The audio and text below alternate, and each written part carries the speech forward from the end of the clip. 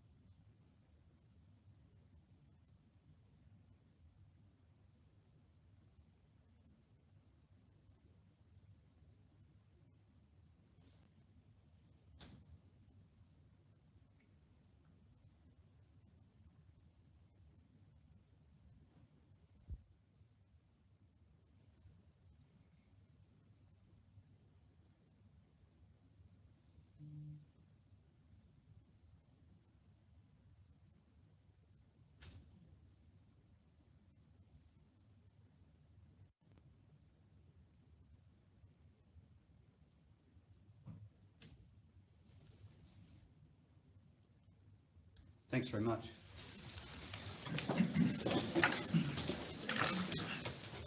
Before we go any further, councillors, we've got a very large agenda today, so it's important that we're disciplined in how we deal with different agenda items. Please have your thoughts organised so that when it's your time to talk, that you can concisely make your point. We'll do our best to try and only speak once on each item. We can't be coming back for 3 and 4 bites of the cherry on each item.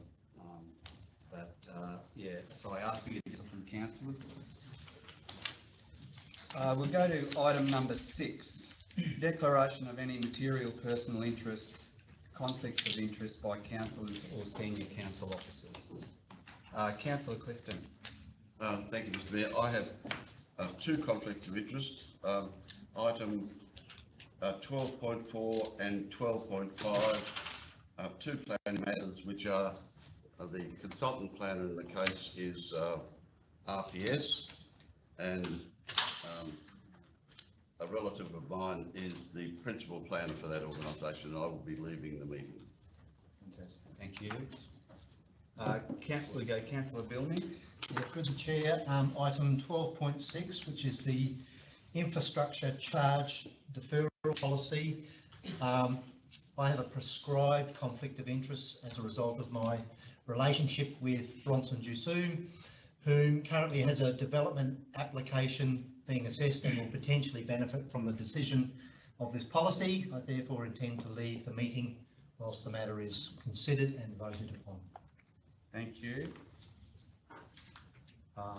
Councillor Wilkes. Yeah, through the chair, I have a declarable conflict of interest with respect to item 12.1, an application for animal keeping, animal husbandry and agriculture. I have a long-term business contract with one of the submitters against the application, whereupon I rent premises from the submitter to operate a retail business. I shall be leaving the room and playing no part in the deliberation or voting for this matter. Thank you, Councillor Wilkes. And Councillor Hodge. Yes, Mr. Mayor, I have a declarable conflict of interest on 12.6, the infrastructure change deferral policy, as I have actually a planning application that is on public notification, so I'll leave the room while the discussion's on and the vote. Thanks very much. Any other declarations, councillors, officers? Thank you. Item 7, confirmation of the minutes. Do we have a mover and seconder of the PRC September minutes. Councillor Wiltz is moving, Councillor Clifton is seconding. Those in favour? Carried. Thank you.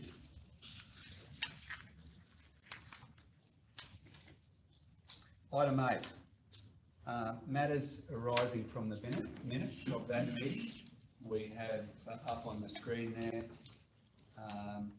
Councillor Cardew requested monthly update on the progress on the Land of B double route. Has that been provided, Councillor Cardew? I would like to DM if you could provide a bit of an update. Through the chair, thank you very much. Our supervisor effectively investigations did provide an update to Jackie, but it might not have been passed on. So with that in mind, so the signage has been ordered and has been delivered. It's intended that the signage will be installed this week. Also, council officers and TMR officers have agreed on the proposed conditions to allow the normal permit to occur, which will be have been supplied to NHVR. So once the signage is in, and NHVR will progress the approvals with priority. Thank you.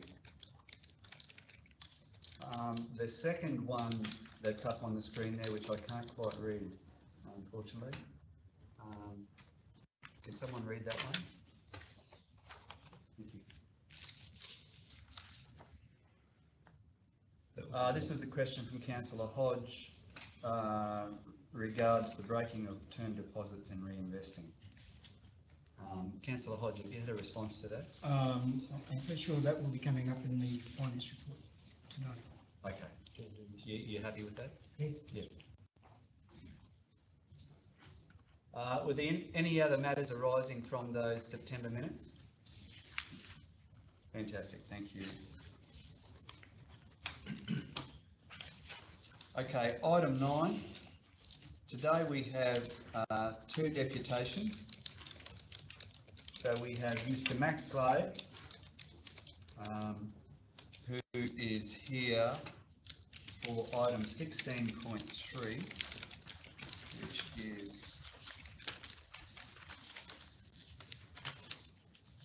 proposed relocation of property boundaries, Henson Lane, Malanda. So is Max here? Yep. So Max, would you like to come up and Jay? Yeah, and Jay. Thanks. You can both come up.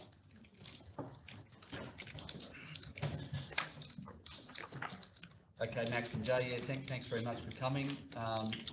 We're over to you.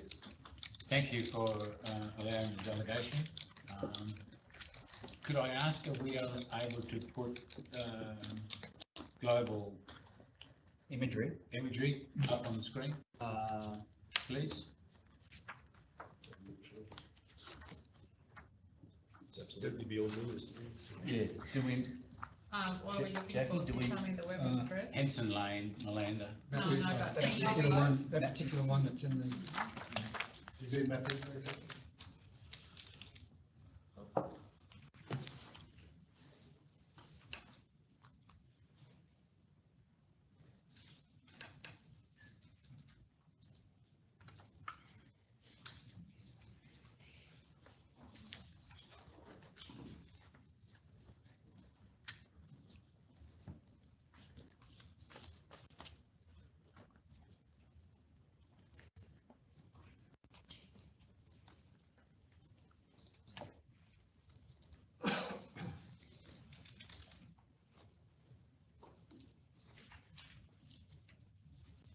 While we're waiting for that, if you don't mind, I've got a brief, Jason, a brief submission. Yep.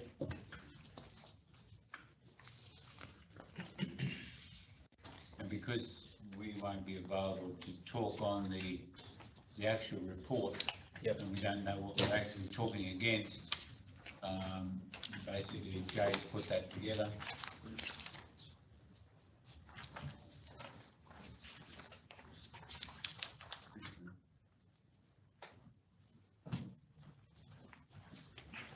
The initial inquiry was in May 21. There was a site visit with Mark Viz in July 21.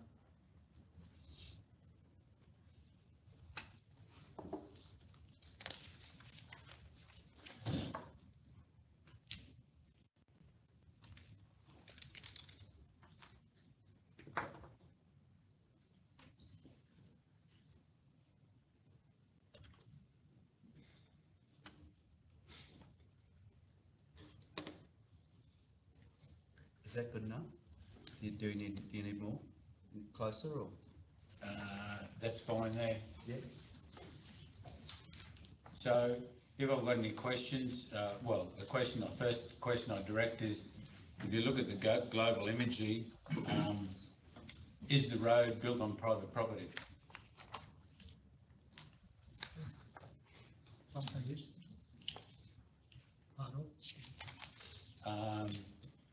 Is the road built on private property over 4 properties?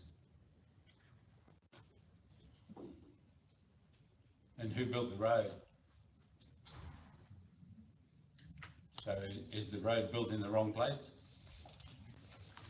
Yeah, well, look, I can't answer those questions, Max, but we'll take, we can take those on. Well, notice.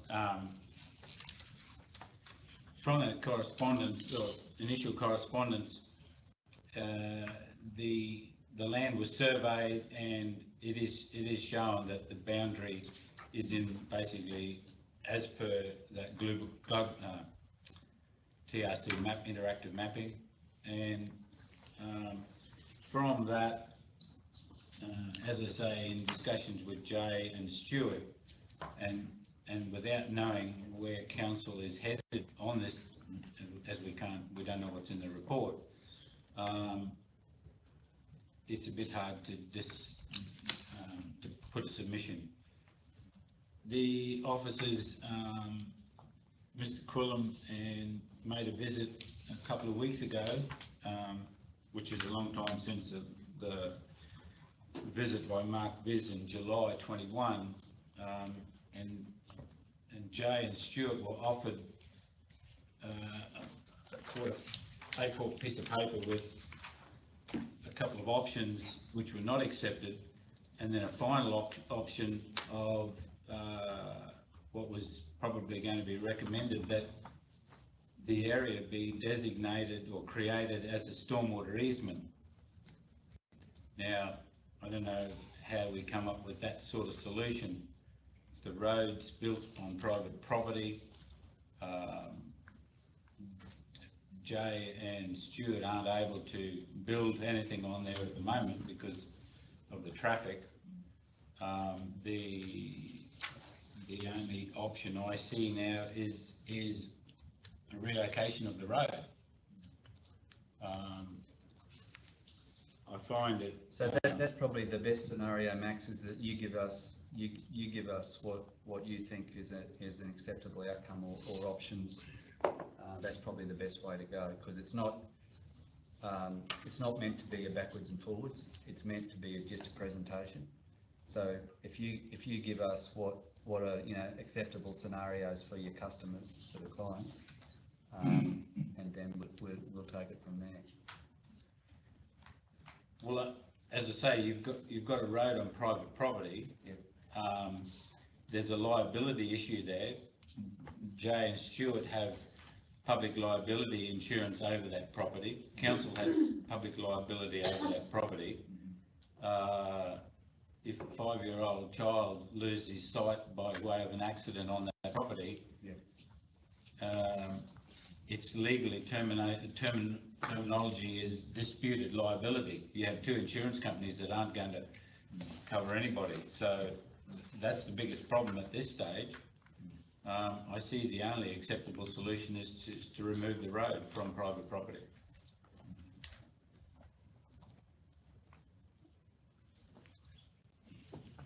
as I say, I'm talking blind because I don't know what I'm talking against.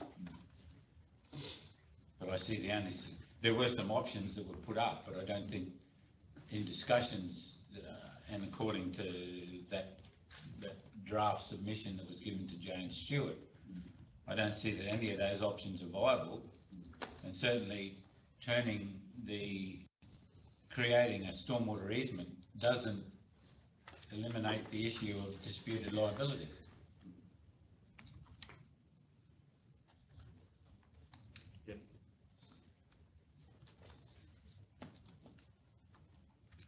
Any questions, councillors? Yes, Mr Mayor, I think this is, we're discussing this in confidential, aren't we? This is Further on. confidential. So, understand exactly where you come from. So basically, as far as that goes, that's all I can say at this point in time. I take exactly what you're saying. I understand the exact problem you've got. So, Once council's reached a view, Max, we'll have a conversation with Joe once we know what the council's view is in relation to the options. We remain open to a dialogue beyond that point.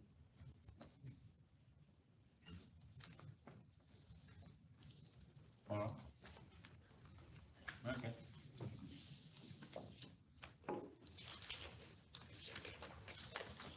Thank you. Thanks very much. Thank you.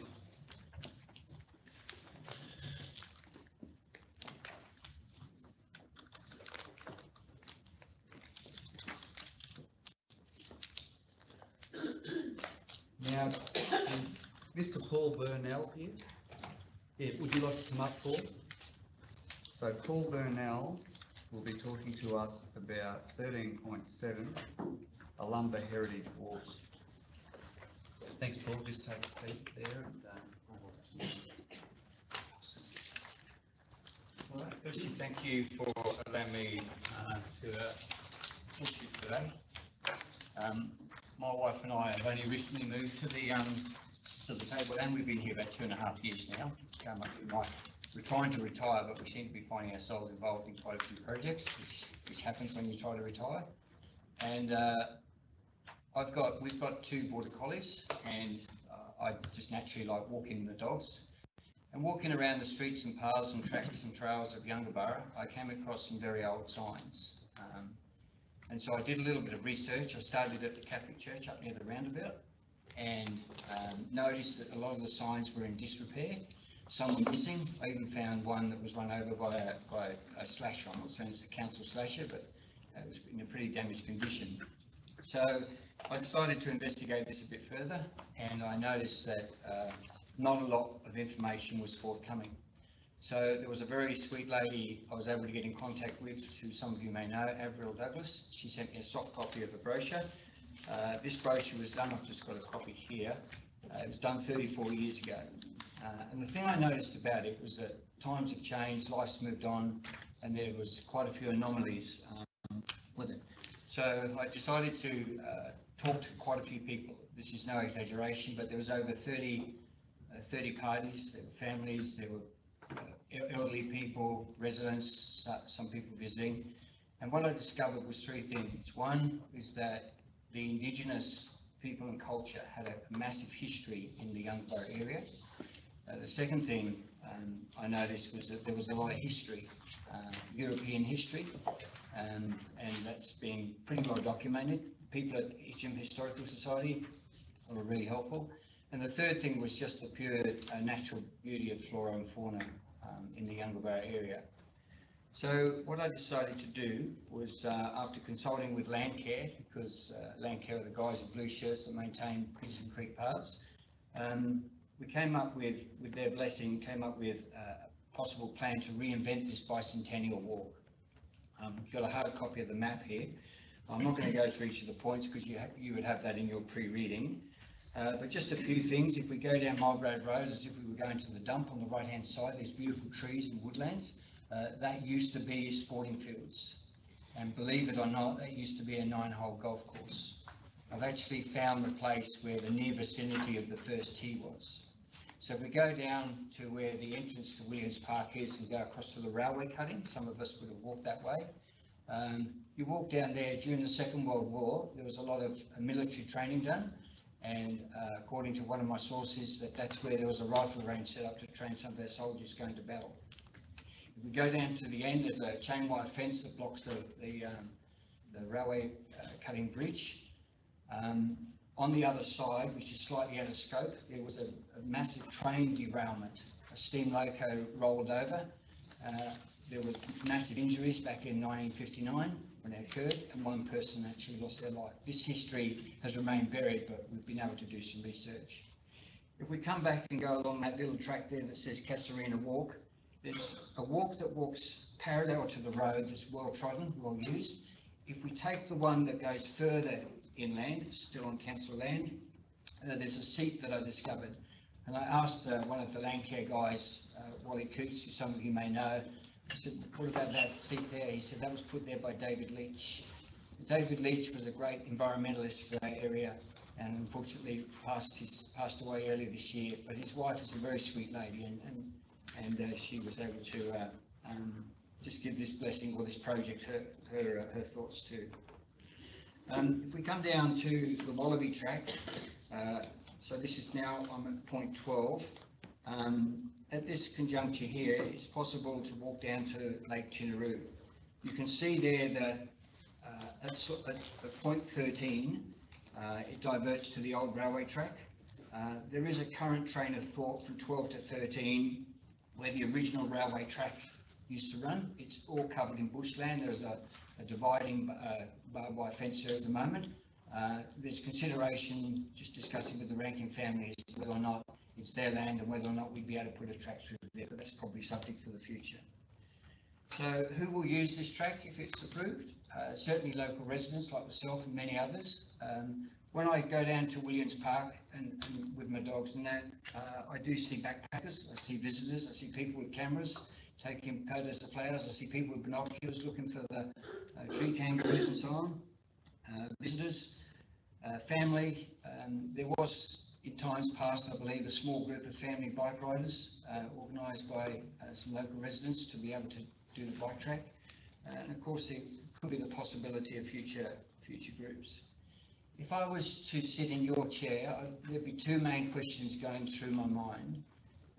If this is approved, who's going to maintain the track and how much will it cost? Well, firstly, with the maintenance, there's very little maintenance required. Currently, Landcare have rider mowers and they just ride the tracks every 3 or 4 months, and that seems to do the job quite appropriately. The second thing is cost. I think everything costs money, but probably in my past career history, I worked for a steel company. I decided to go to Tompkins Steel and talk to their manager in Cairns. When he knew this was a community project, they have willingly donated enough steel for the posts and the caps. And then I decided to go to Bunnings and asked and said, well, Tompkins have done this, would you consider a donation? So they've donated 30 bags of rapid set concrete. The auger, actually doing the job will be done by Landcare, so there's no cost up to this point. The signage does need to be done properly and appropriately. So I've just got a little bit of artwork here. That's a schematic of what the opening signage would be for the Olumba Heritage Walk. And then at each of the points of interest on the post, there would be something that would look like that. You'll notice in the bottom corner the QR code. These days of digital technology, that would be how we envisaged keeping the information up to date. We would plan a hard copy brochure. I was talking to the visitor centre in the middle of Yungaburra. Heather said that people do like a bit of paper. I suppose probably people my age like to follow a walking track with a bit of paper in their hand, but look, that's out there. So in summary, where are we? I need to make a point that this is already an existing walk. It's fallen through the cracks. Very few people know about it. What we're going to do is re-energise, revisit, and the word I do like that I heard somebody use once is reimagine it. We want to actually lift it up. The second thing is that it aligns with the vision for the Yungaburra area. Yungaburra is a growing area. There's lots of new residents. It does need some local infrastructure. And the third thing, with the historic buildings and Peterson Creek, it adds to the existing trail network. If we were to get into a helicopter and go over the area, we could see that there is a developing maze of tracks and trails that people can use. So just in closing, I've consulted and talked to a lot of people about this project to get it this far. There's two people I'd like to especially call out. One is here is David. Councillor Clifton, you've been very supportive. I know that we've done a couple of car rides around the track. I haven't got you a pair of walking shoes yet, but we'll do that one day. And the other person who's a council employee is Megan Smart. From the get-go, Megan's been very supportive to the point that she's done a lot of work in her own time. There's a thing in this life called discretionary effort. I don't know how she managed it, but she even managed to get her husband to come and walk the trail with me one day, which I thought was pretty good. So that probably completes my summation. So thank you. Thanks very much, Paul. Yeah, Any, thanks, any Paul. questions for Paul? Thanks very much. No Thank worries. you. Okay, thank you.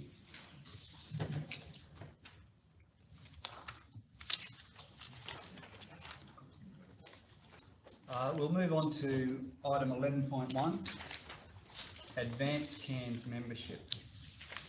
Councillors, do we have a mover of the officer's recommendation? Councillor Hodge is moving, and a seconder. Councillor Wilts. Councillor Hodge.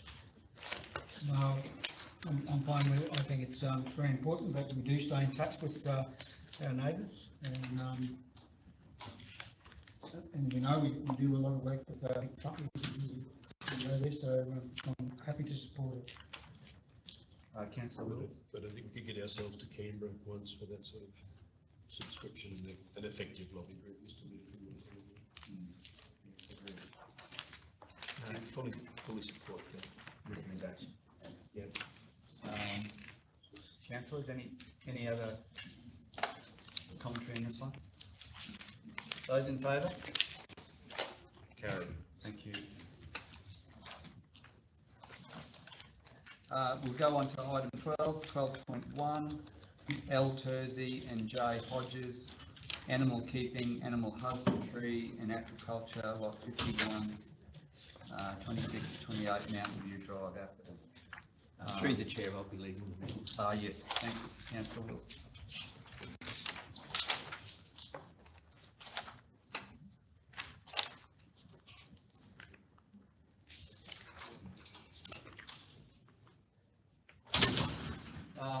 Do we have a mover to open the report for discussion? Councillor Cardew and a seconder. Councillor Hodge.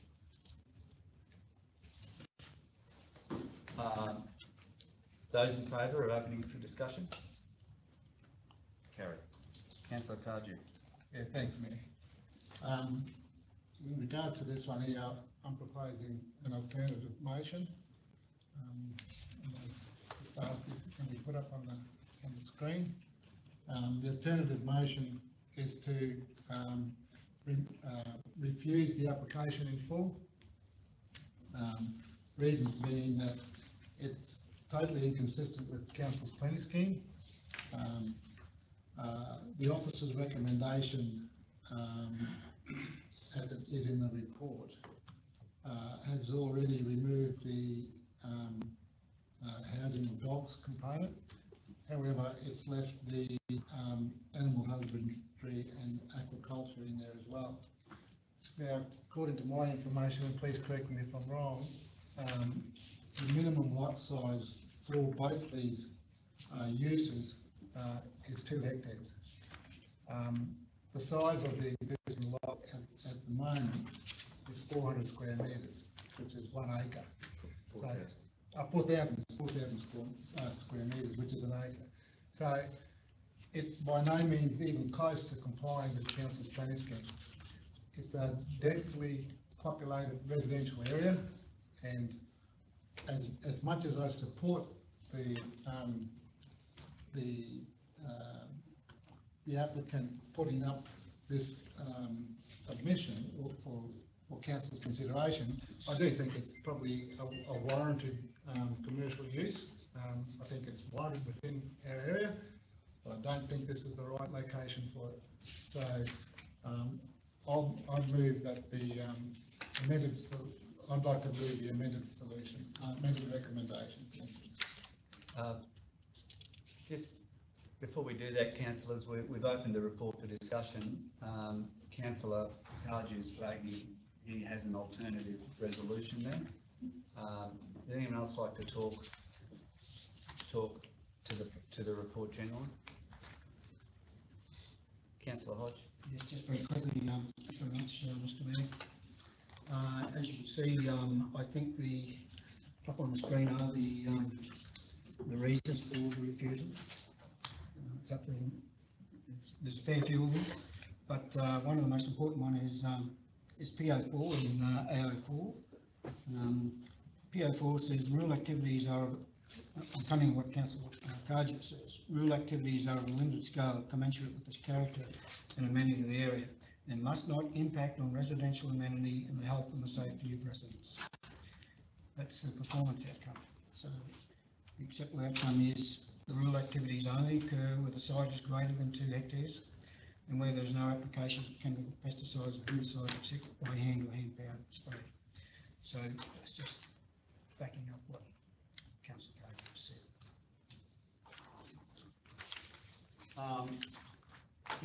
Questions, councillors? I have a question for officers, actually. I mean, the officers' recommendation is a fairly significant conditional recommendation. Councillor Cardew is proposing that it be refused outright. Are there potentially legal ramifications for council with Councillor Cardew's refusal? Thank you, Mr. Mayor. Both the applicant as well as the submitters have appeal rights, so they can appeal council's decision at any time. Okay. Any more questions generally, councillors? Councillor Hayden? I'm sort of in the same boat as Kev at the moment, because the neighbours living next door to 2 horses, chickens, and recently departed roosters, guinea pigs, and then thrown in 5 dogs, were left unattended for quite a while on 2 acres, which start to have their well-being deteriorate over time. It does impact on the amenities in the surrounding acoustic environment and well-being of the surrounding residents further afield than those just living next door. So I'm sort of with Kev. So Councillor Cardew is moving the motion that's up on the screen. Do we have a seconder? Councillor Hayden is seconding. Councillor Cardew, would you like to talk into that? I'm happy. Councillor Hayden. Councillors? Those in favour of the amended resolution that's up on the screen, which is coming back. Hang on here. Oh, you want it back?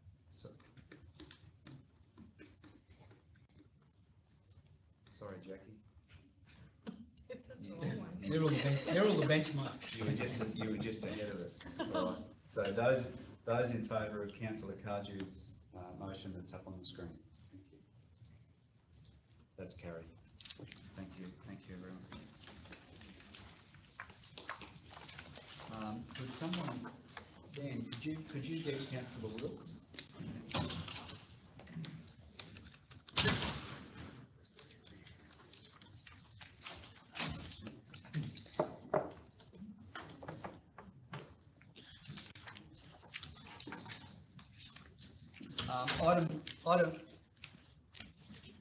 Sorry, Councillor Wilkes. Item 12.2, R&A fill, reconfiguring a lot, subdivision, 1 into 2 lots in material change of use, dwelling house, lot 2, 2 Eacham Road, Youngborough. Do we have a mover of the officer's recommendation? Councillor Bilney is moving, and Councillor Clifton is seconding. Councillor Bilney. Through the chair, look, I support the officer's recommendation. The only question that I do have is in regards to the lot size. It says the minimum hoped for is 600 metres squared. However, In this case, it goes down to about 480. Just wondering, what's those sort of the determining factors that say we can reduce beyond the acceptable? Is it if it fits within the footprint of that boundary with the required setbacks, etc., that it becomes acceptable, if that can be proved? Yeah, to the officers, yes. Thank you, Sir the Chair. Thank you, Councillor, for your question.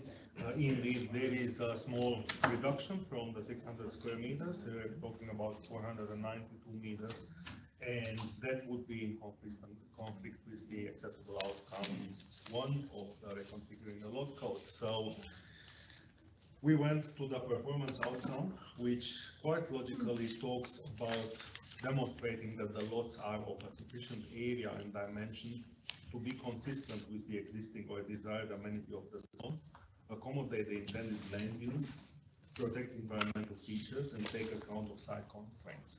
Also, we have been looking at whether this will affect any other use occurring on the adjoining plot. And in other words, in very plain English, we had a good look whether this use can be accommodated on the lot size. The size of the house which is being proposed over there, whether that has an impact, and the conclusion of the officers is that the use can be accommodated without creating any issues. So, because it didn't fit with the lot size, that's what triggered the assessment. So we assess these things on a case-by-case basis, and in this case, the recommendation is to be approved. Thanks, Chair. Thank you. Councillors, any more questions or discussion on this one? Councillor Clifton. Thank you, Mayor. I'd like to make the comment that it's really important to preserve the historical context of and appearance and village appearance of Yungaburra, and often the placement of large new houses and the removal of the small cottages goes against that visual.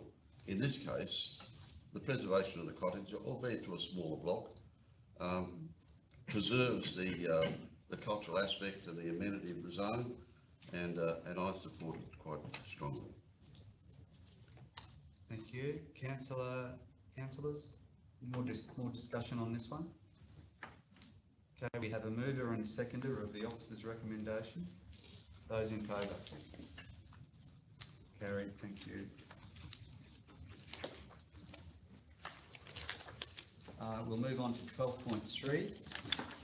Nathan Dairy Proprietary Limited, referral agency response, boundary dispensation, 23 Waterfront Terrace, Yungaburra. Do we have a mover to open the report for discussion? Councillor Cardew is moving to open the report for discussion, and Councillor Wilts is seconding. Those in favour of opening the report?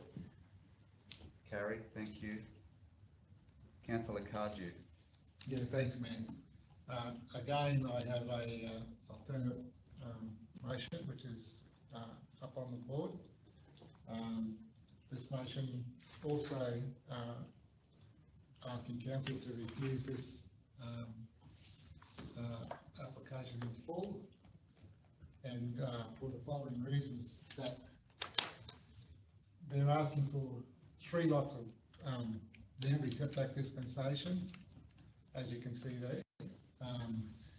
This application is being assessed against the old Eaton Shire plan scheme, which omits the requirement to utilise the Queensland Development Code, which would be the normal case if it was under the TRC plan scheme.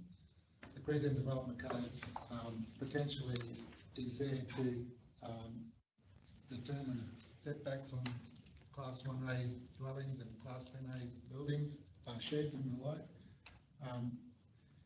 Putting that to the side, these setbacks still don't comply with the Eaton plan scheme. The other issue here is that the footprint of the actual build covers more than 50% of the site, which is also a criteria under the Eaton plan scheme, as well as the current Tablelands Regional Council plan scheme. So they have gone well and truly beyond any sort of reasonable design considerations to try and fit a house on a lot that's in a brand new subdivision. They haven't followed the rules any which way that I can see at all. So this is a blatant disregard in my view, trying to design something that, with no regard to siting setbacks under the Eacham Planning Scheme. So I'm recommending that this application be reviewed in full, and then if the applicant wishes, they can come back at a later date with a modified plan to put a residence on this lot, complying in most instances with the Eacham Planning Scheme.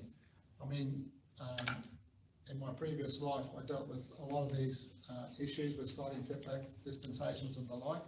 I've never seen one of this nature where they have blatantly had no regard for any sort of rules under the plan scheme or the QDC. So yeah, I'll be moving that motion.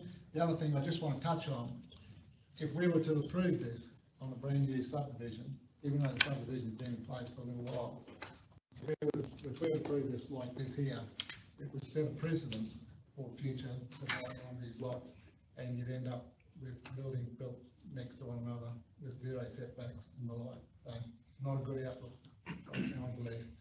So that's my resolution up there. Thank you, Mayor. Thanks, councillor Cardew. Councillors? Councillor Hodge? Yes, just a couple of questions before you go to vote, if you don't mind. I'd just like to ask our officers why it has to be done under the Eacham Shire Planning Scheme and not the current. Thank you, councillor. Two questions, sorry. Now, the other one, if the application is totally refused, does that mean that they have to come back if they wish with a brand new application? That, which is quite costly, of course. So, or is there a means to say, okay, we're going to refuse it, but we wish you keep it open, but come back with an alternative? Through the chair, so the answer to the first question is it's because the Borough waterfront was approved under preliminary approval, which calls up the Eacham Shire Planning Scheme as the relevant assessment benchmark for any future development applications. So even if council wanted to give consideration to the QDC and the current scheme, they couldn't. The answer to the second question is the building certifier is actually the assessment manager in this case. Council's just a concurrence agency, so they've got the opportunity to amend the plans and refer it back to the concurrence agency or negotiate the concurrence agency outcome. I think officers would be open to discussing referral fees and the like should a largely compliant proposal come back before council. Councillor Billney? Through the chair. Just so I have it clear in my mind, the recommendation says a road frontage setback of 3.801 metres. What would that normally be? 6. The second part, the southern boundary, 1.306. What would that normally be? 1.5. So it's only 200 mil. Okay. And the last one is 0.105 or 10.5 centimetres. What would that normally be? Also 1.5. 1.5, okay. Yep, thank you.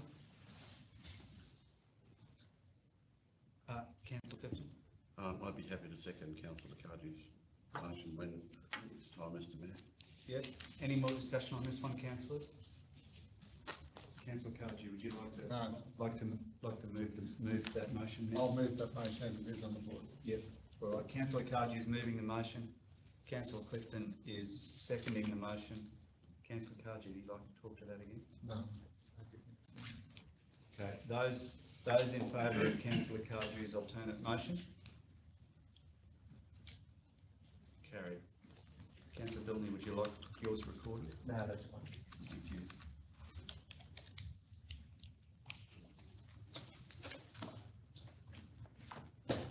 Mr Mayor, I take your leave. I'm in a conflict of of interest for the next two items. Very good, thank you.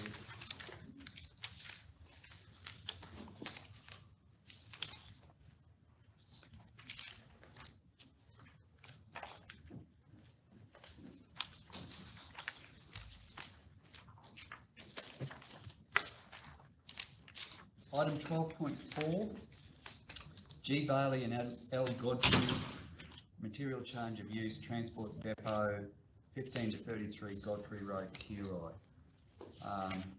Do we have a mover of the officer's recommendation? I do, but with some amendments to the conditions. Do we have a mover of the officer's recommendation? No. So I might ask for a mover to open the report for discussion. Councillor Wilts opening it for discussion. Do we have a seconder? Councillor Hodge. Those in favour? Carried, thank you. Councillor Wilts. Yeah, there's been some light discussion regarding this matter. I'm very familiar with the site, having been somewhat involved in the timber industry back in the years when it was an operational timber mill. I think Councillor Hodge would be more appropriate to comment on this. He has some concerns with imposed conditions or the conditions that are suggested to be imposed. So if I could, I'd pass it to Councillor Hodge, please. Councillor Hodge. Yeah, thanks very much, Mr. Mayor. I'll just go to, well, first of all, in the original application, there was a 10-year timeframe that would only allow the 10 years. So now that has been removed, which is very good. So now it will be, if it's approved, it will be permanent. The two parts is, we'll go to the fence and the conditions. I have got you'll notice up on the screen, amended 4.4 condition for landscaping and fencing. Actually, what it really does is remove the fencing. So instead of having to put a 1.8 metre solid fence right across the, I think it's western boundary, and of course the house to the west is at least 90 metres away. We think it's not appropriate in that sense, and so the officers have redrafted me that alternate fencing. That's a particular one. Now, the other one is 3.31, which is on page 262.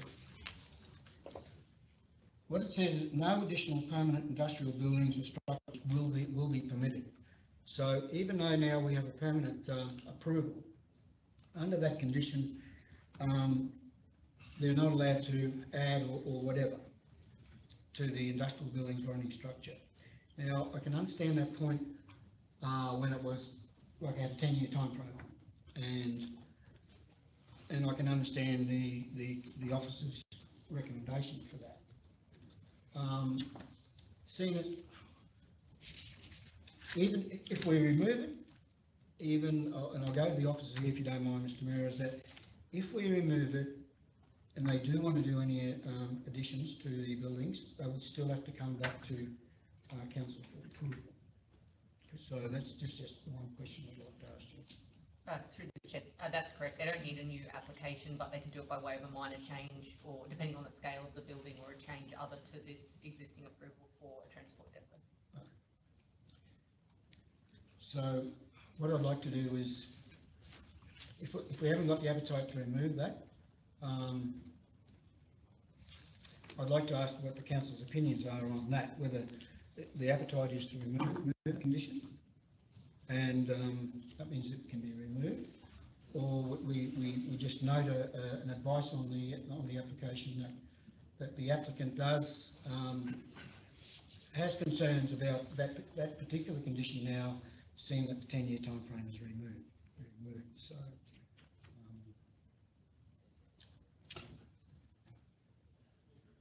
I think, to be fair to officers, in this particular case, I will leave it on, but I'll put that note, I request that note be put on the file. Thank you, Councillor. If I may say so, the chair, that basically these conditions are based on the application we received from the applicant and subsequent discussions we had, and the application specifically stating that there was no intent to put permanent buildings on that site. So looking at that and the fact that this is in the emerging community zone, and as such in the further for future, potentially the use may change into a higher use. We consider the condition to be reasonable and not disputable, but if the applicant would like to change that condition, there are avenues in order to do that. We'll just go to the CEO. Can I just ask the officers to provide clarification around the fencing and the purpose of the fencing? I do note your point about where the house is, but I do also note it's in the emerging community zone and mindful that we're not removing conditions which later generate work for us in terms of noise. So the purpose of the fencing, I suppose. Manager, if you could. Thank you, Mr. CEO. So the chair, the purpose of the fence was to also reduce the likelihood of a use conflict between a transport depot and a residential use, which is adjacent to the site. That being said, also we have relied on representations from the applicant that the fence condition is potentially reasonable in case the temporary 10-year usage condition is removed, so that's why we left it in here. However, we certainly acknowledge the fact that there is a significant distance between the two. As such, a landscaping in lieu of the fence, I believe, would have the same outcome, if not better. Thank you. Councillors, any more questions on this one? Councillor Cardew? Yeah, thanks, Mayor. Look, I support Councillor Hodge's removal of those conditions. I don't think there's any requirement required for a fence. The house is a long way away. Been there a long time. Been there during the operations of the sawmill and the like. With no, I can't recall ever there being an issue with regards to anything on that site with regards to that dwelling. With regards to the condition limiting further expansion or building works on it, I totally agree 100% that should be removed. I mean, this is a freehold lot, and who are we to say that people can't build something on their own freehold lot to expand their business? To my mind, this lot is in a prime location, even though it's in the emerging community zone. I mean, I think there's been an oversight there, or perhaps these things weren't considered at the time when these rezonings took place. But putting that to one side, it's in a perfect location. It's on the B-double route, which allows for future expansion of that site. There's no other site like it that I'm aware of. So to put a condition in to restrict further building works or further expansion, I mean, it'll have to come to council anyway. So, you know, why have this condition in there? It's just, I just don't agree with it. So I'll be supporting, if Councillor Hodge moves this motion to strike out those two conditions, I'll be in full support of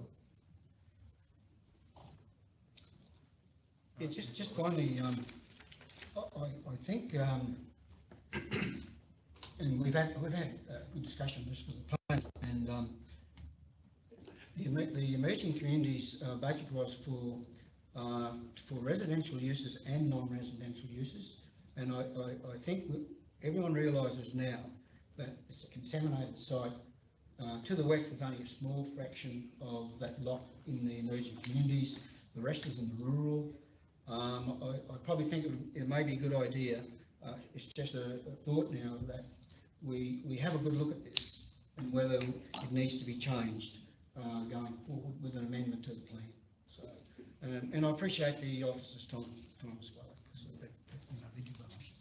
So yeah, we'll remove 3.1, and the fencing one will be just the removal of fencing as up. So I'll now move that motion. So Councillor Hodge is moving his alternate motion, which removed 3.3.1, and the fencing one was, where was that one? 4.4.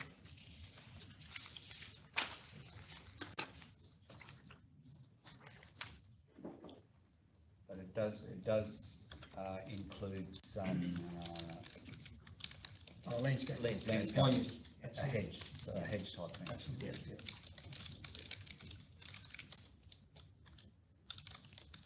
So councillor Hodge is moving his alternate motion. Do we have a seconder? Councillor Wills is seconding. Councillor Hodge. No, I'm still fine now. Councillor Wills? No, very happy with that. Councillors? Those in favour of councillor Hodge's recommendation? Carried.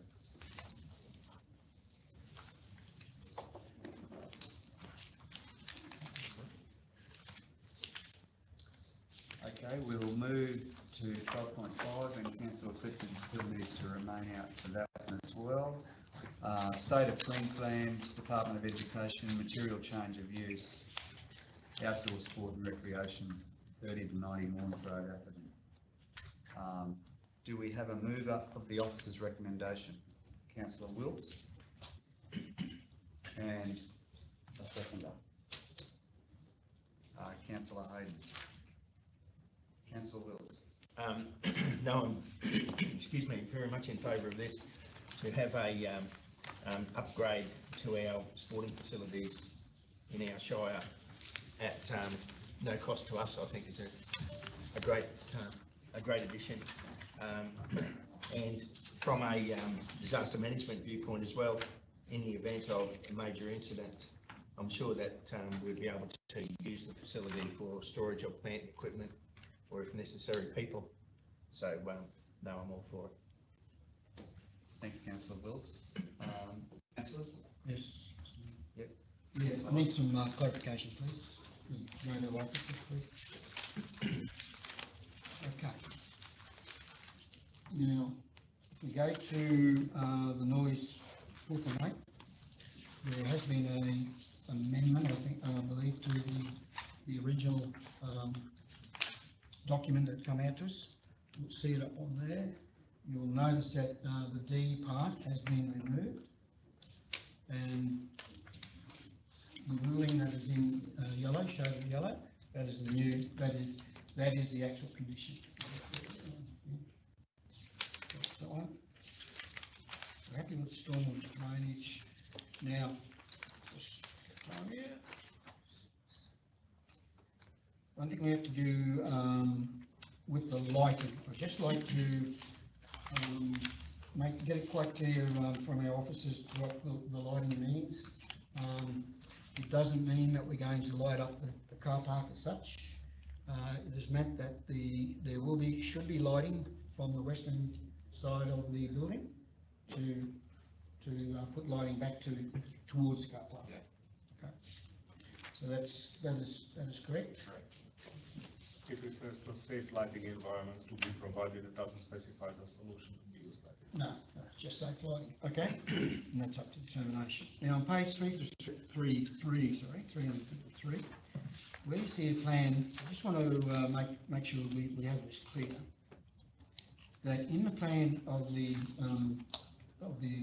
department, they proposed a walkway that goes from the north of the car park to the eastern side of the building. So the condition states that if they don't do that, they have to do where the green is.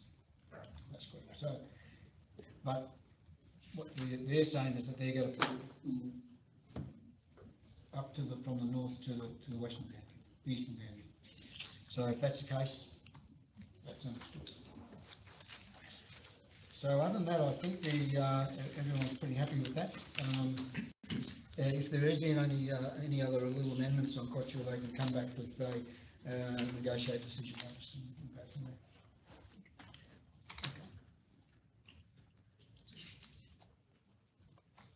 there. Okay, so we've got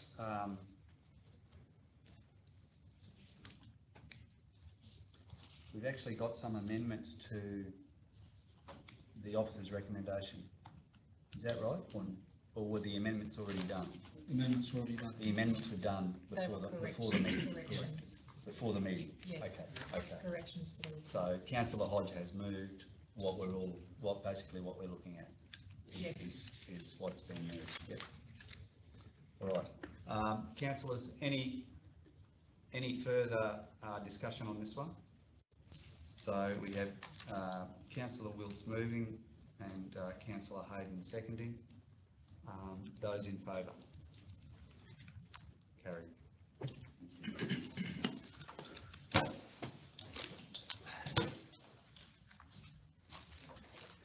We'll, leave that. Yeah. Yeah.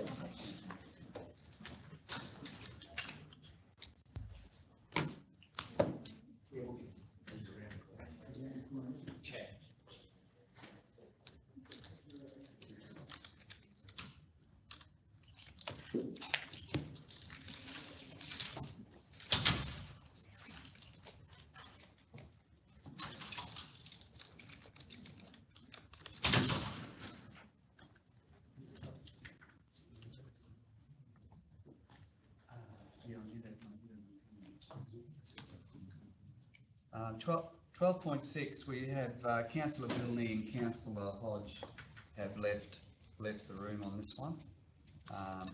So 12.6 is infrastructure charge deferral policy. Do we have a mover of the officer's recommendation? Councillor Cardew. Seconder? Councillor Clifton. Councillor Cardew. Yeah, thanks, Mayor. Look, I'm happy enough with the officer's recommendation. I believe that industry is calling for this. I think it's well placed. And so, it goes a long way to incentivising development, I think, as well. So, you know, when we take these restrictions out or the requirement to put funds up front without having funds coming in, I think it lessens the burden on our developers and gives them the opportunity to use their funds in a way that maybe develops more property, you know, and which is what we've been asking for. So I have no problem with it at all. Very good. Councillor Clifton. Thanks, Mr. Eagle. I agree completely with what Councillor Cardew says. I think particularly with the emphasis on housing, the homelessness that we're experiencing around the place, nationally, it's a major problem. I think this is an important step into encouraging developers, particularly of housing, as well as other. But it's a good demonstration of how we can make our policies flexible to deal with the circumstances. And I commend it to the other councillors. Very good, councillors. Those in favour of the officer's Can I just make one more comment, please, mate? Yes, councillor. I'd just like to commend our officers for this report. I think it's a great initiative. Well done. Thank you. Thank you. Thank you. Those in favour of the officer's recommendation? Carried.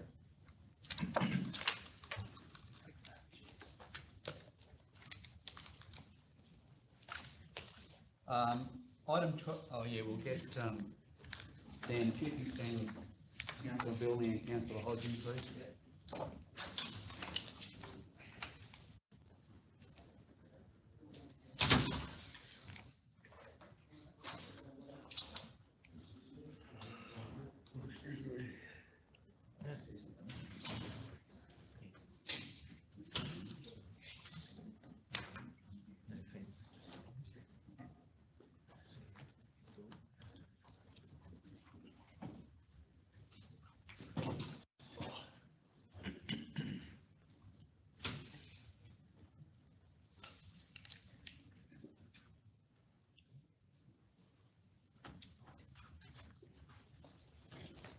Item 12.7, Natural Assets Management Advisory Committee meeting update.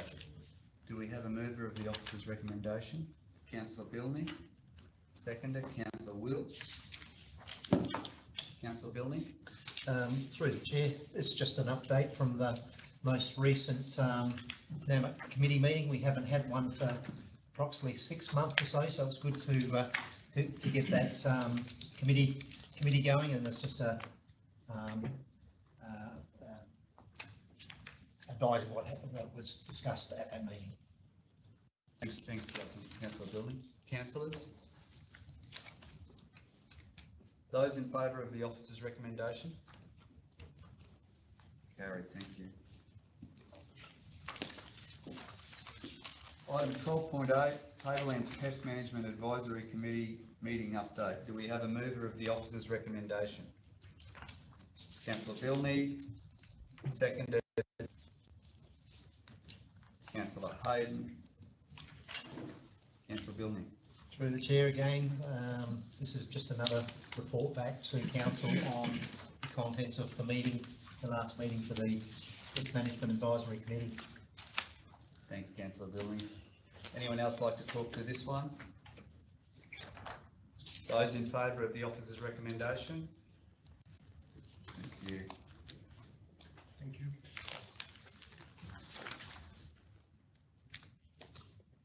Item 12.9,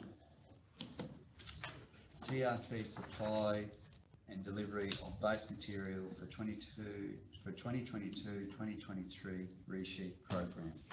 Do we have a mover of the officer's recommendation? I'll move that.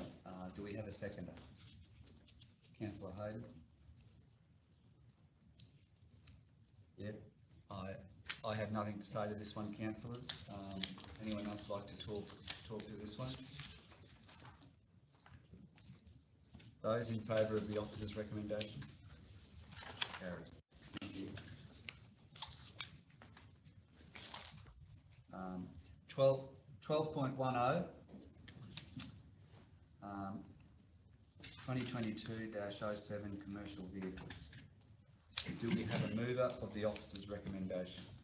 Councillor Hodge. Seconder. Councillor Wilts. Councillor Hodge. Thanks, Mr. Mayor. No, I'm not very happy with it. I think it's going to a local firm, of course.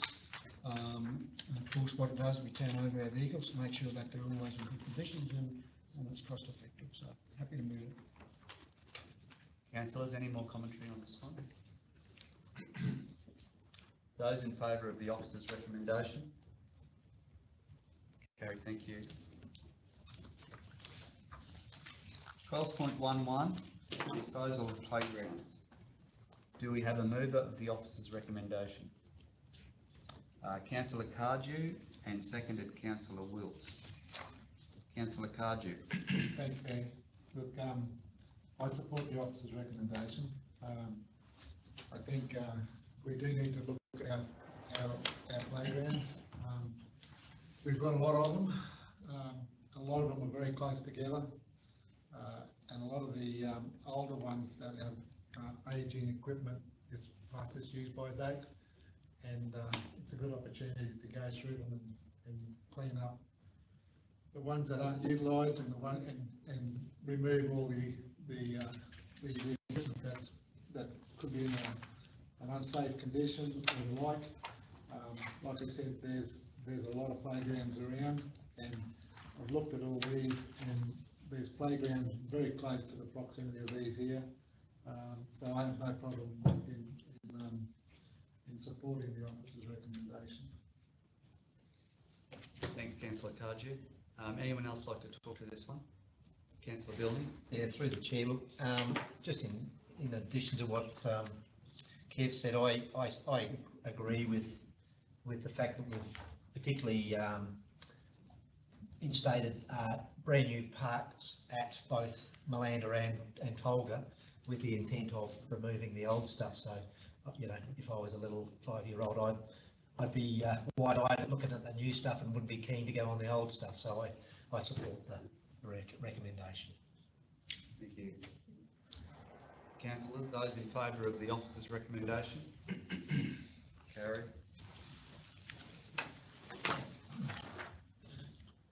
12.12, FNQ Rock Regional Collection and Removal of Ferrous Metal. Do we have a mover of the officer's recommendation? Councillor Hodge. Seconder, Councillor Vilney. Councillor Hodge. Yeah, thanks, Mr Mayor. I'll just go straight to the officer just to give us an update on that, Bruce. I'd like to see you come up here, I'd like to see you talk. I think there's 8 reports there, so I'll probably, through the chair, this is if you like, a rollover of a QROC contract for the collection of ferrous and non-ferrous metals from the transfer stations. It's proposed to go for another 3 years with a 1+1 council's discretion. I guess to some extent, to a large extent, councils are subject to market fluctuations with the price for metal, but I think the deal that's been struck in this arrangement is probably the best you're going to get. And the preferred supplier has been performing the service for 7 years, the last 7 years, and performed quite well by all accounts. So happy to take any other questions. No more questions, councillors. Thank you. Those in favour of the officer's recommendation? Carried, thank you. All right, we'll go to 12.13, FNQ Rock Regional Supply and Delivery of Water Chemicals. Do we have a mover of the officer's recommendation? Councillor Hodge and Councillor Wilts. Councillor Hodge. No, we'll find it. I think it's just straightforward as the other one. Yeah. Do you have anything that you'd like to add here, Bruce? Or? Not particularly, Mr. Mayor. No. All right, councillors, those in favour of the officer's recommendation? Thank you. 12.14, contract operator, Atherton Landfill, waste receivable facility extension. Do we have a mover of the officer's recommendation? Could I have some clarification? We need to move a motion first. So Councillor Cardew is moving the officer's recommendation. Do we have a seconder? I'll second. Councillor Hodge is seconding. Councillor Cardew? I'll open it up. Yeah, just a clarification, please. Whether this is the last 12-month extension, is that possible, or is there a further 12 months? About Take some advice, thanks. Through the chair, the original contract was issued in October 2021. It expires October 2022, so this is the first of 2 possible 1-year extensions. So it was 1+1+1 at council's discretion, so we're in year 2 if council agrees to extend the contract another 4 months. I would like to probably amend, if Councillor Cardew is happy to, that we extend it for the 2 years. Instead of have to come back for another 12 months. It's the same price. Legally. Through the chair, if I may, there is a little complication in there in that council is required to install a weighbridge out at the Alcatraz landfill in the 3rd year, I think, and so it might be a little bit of change to the contract for operating that service. That might complicate things a little bit, which I think is why the 1+1+1 partly might have been put in those place, but. I think Councillor Hodge, it sounds just a bit safer just to go with the 1 year. Just also, I'm not sure in terms of the actual construction of the contract whether that would be the correct thing to do in a strict legal sense. But, and if I could also add through the chair, I'm not sure that the bid the contractor was aware that he was putting in for 2 years, so he may have changed his rates in the 2nd year if he was aware of that as well. I'm happy to. My recommendation would be to go to 1 year and negotiate at the end of that. Thanks. Councillors, we have a mover and seconder of the officer's recommendation of 12.14. Those in favour? Carried, thank you.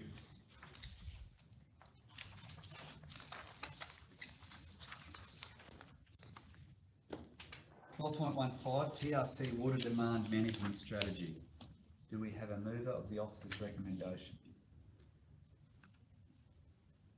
Councillor? Councillor Vilney? Do we have a seconder?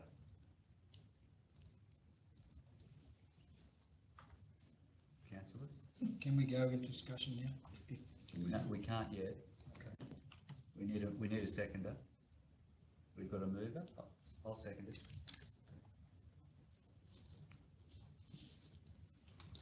Councillor Billman. I have nothing further to add from what the report states at this point. Councillors?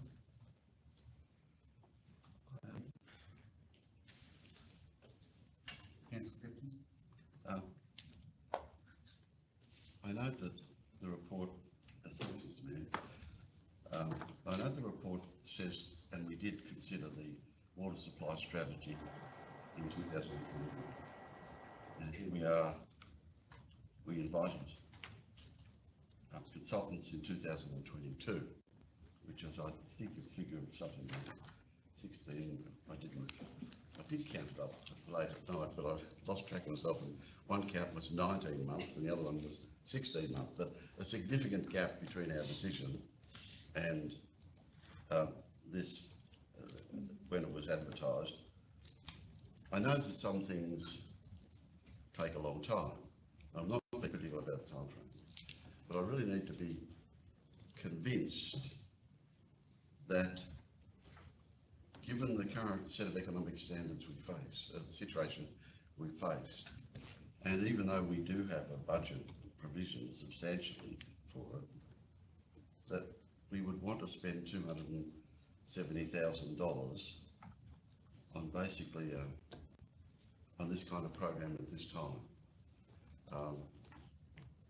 I'm not suggesting that it needs to be never done, but $270,000 when we've, as you'll see later on, I'm not convinced that we'll save $270,000 in the near future, and I do know that we're going to be discussing later on in the day a $2 million deficit.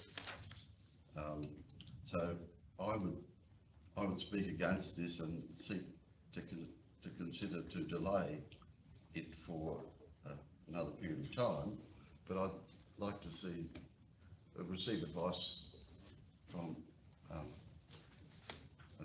you about that. Certainly through the chair. So my understanding is when you considered the water strategy some 16, 18 months ago, there was a high level assessment done of the costs versus the benefits of implementing some demand management strategies. What the purpose of this contract award is to go into more detail into those different demand management strategies, to come back to council to give you the more definitive cost benefit analysis of the different activities. So that's my understanding of the history. In terms of, I guess the question you're asking is now the appropriate time to do this. From my 3 months that I've been here, there is some ageing infrastructure out there at the various water supply schemes. You've got significant growth, as you are very well aware, in Atherton and Yungaburra and Malanda and other areas. So if you can identify what we call non-revenue water, so water that's leaking out of the system or water that you're not accounting for, and reallocate that to consumers, if you can reduce the amount of water that's being put through the treatment plants, that will extend the life of your treatment plants. And with regard to the growth, the water usage across the region is quite high in comparison to other areas of the state per capita. If you can reduce that somewhat, you lengthen the time you will need to upgrade those treatment plants to supply the growth. So there are some, I believe, some significant benefits from doing the cost benefit analysis from your non-revenue water, your education program, and those, and the smart metering as well. At the moment, if a customer has a leak on their side of the meter, you only read the meters every 6 months, so that leak could be running for 6 months before anybody really notices that it's occurring. In times with the smart meters, you almost get real-time information on what's going through the meter just by logging it through an app. but obviously there's a cost involved in installing those smart meters, and that's the intent of this piece of work, is to come back and inform council as to what the cost to put the smart meters in versus the benefit you might get from them. So in a roundabout way, I guess I'm saying I think there is substantial benefit potentially for the council, but you get another bite of the cherry when the work's been completed and with more detailed cost benefit information for you. It could just add to that too, we did secure a grant of over $100,000 from the state, and I think in terms of how we go about demonstrating to the state and best placing ourselves to secure further funding from the state, having the demand management strategy is quite a critical link to have in place. Perhaps part of the reason for that delay, council, is that we did make applications under building our regions for that funding, and we recently received advice that we were successful in that. When I say recent, in the last couple of months, that we were successful for that. So the cost of the community is around 140 in that order. So it's not an enormous investment, I suppose, but and also just in terms of some of the things like smart meters, they are good, and you can have real data. For example, I know someone quite well who left the sprinkler on in Moranbah all night and could then log on next morning and see how much he had spent the night before, and then explain to the household treasurer what it was going to cost for water for his error. Excuse me, those smart meters, are they the ones that where the garbage truck goes around and reads meters? There's a range of different technologies, but that's certainly one of them that can be used. There's a number of councils that have got in the region, Mackay, Cairns, Castlereagh Coast have all got some smart meters in place, and they're all slightly different technologies, but similar to that. Yeah, Mackay uses that's what I was looking at. It's a thing called My Water. It's really good, and it was always that council that I'm referring to. So they put the smart meters right throughout the region, not without some teething problems, but certainly excellent once the initial problems were overcome. But we're not discussing smart meters here, I should say too, but just rather the types of things that will be canvassed as part of that, and the costs and benefits of doing this, taking those steps. Thanks, Mr. Mayor, for Bruce and CEO. Thank you. Thanks very much. Any more comments, questions on this one, councillors? Yeah, that's right. I'm still just a little bit unsure what we just talked about. This funding here is for a strategy, is that right? Or the installation of these smart meters? This is for the strategy. So basically, they will look at 4 different things: efficiency-based initiatives, what we call them. So are there water efficient fixtures, permanent water conservation measures, some of those sorts of things that can be put in place. What are the costs and benefits of doing that? Introduction of smart metering, what are the costs and benefits of doing that?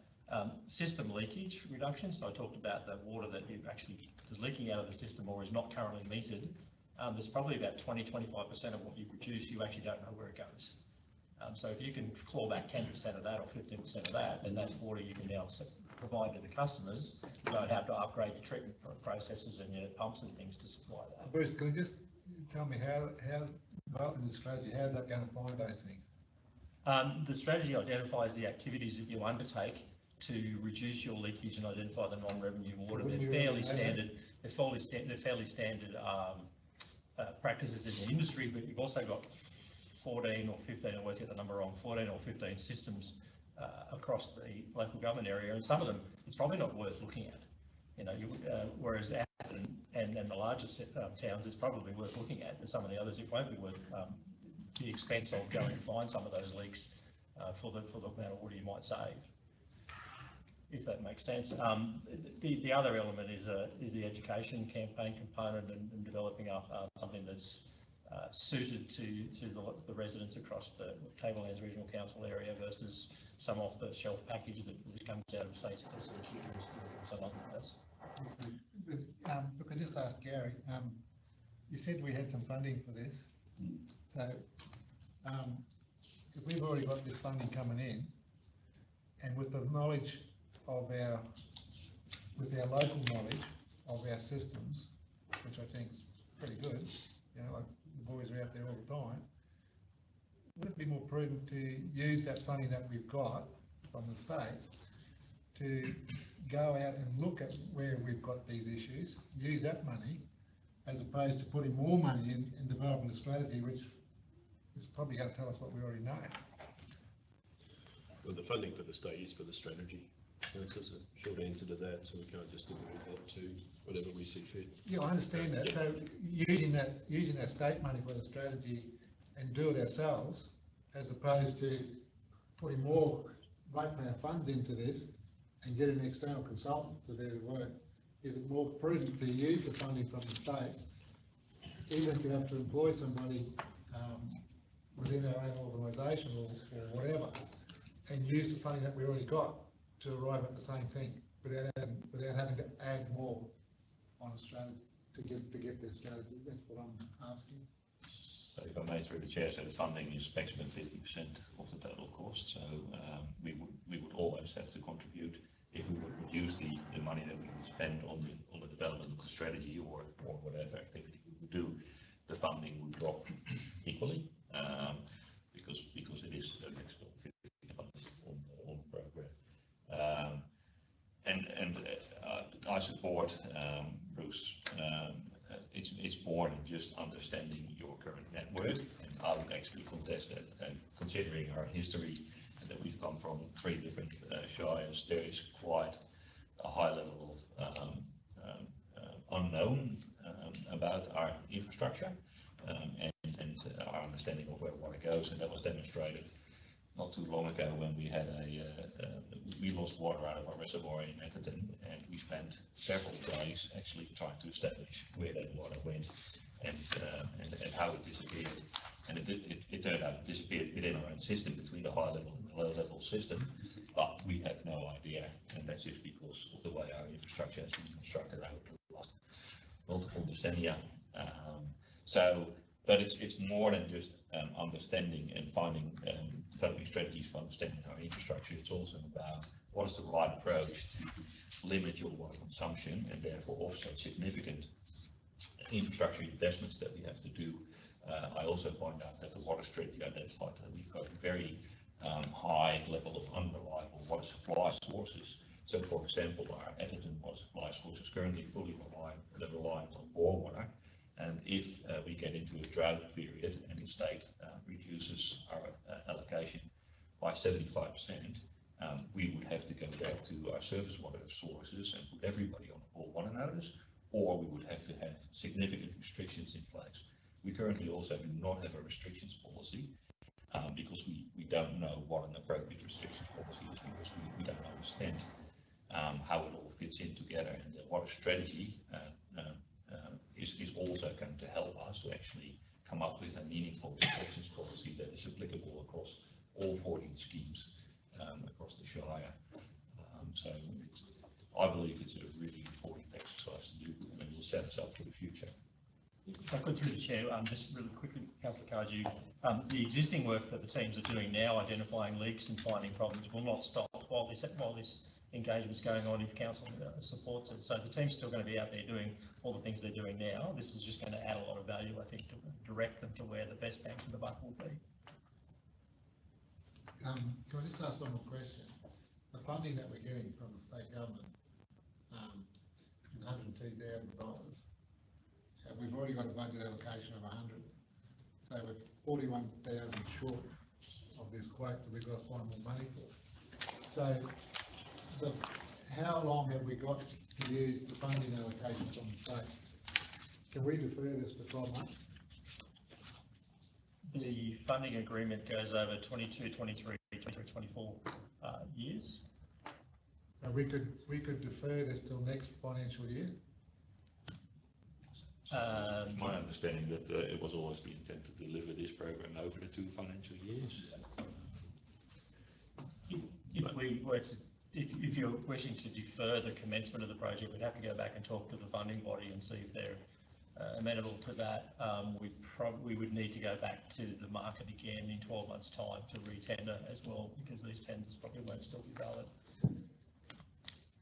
And question. The 41,000, do you expect that to be an operational amount? Do you have an idea where you're taking it from? Where you want to take it from? We haven't identified exactly where that's going to come from at this point in time, Councillor. But yes, it would be operational budget.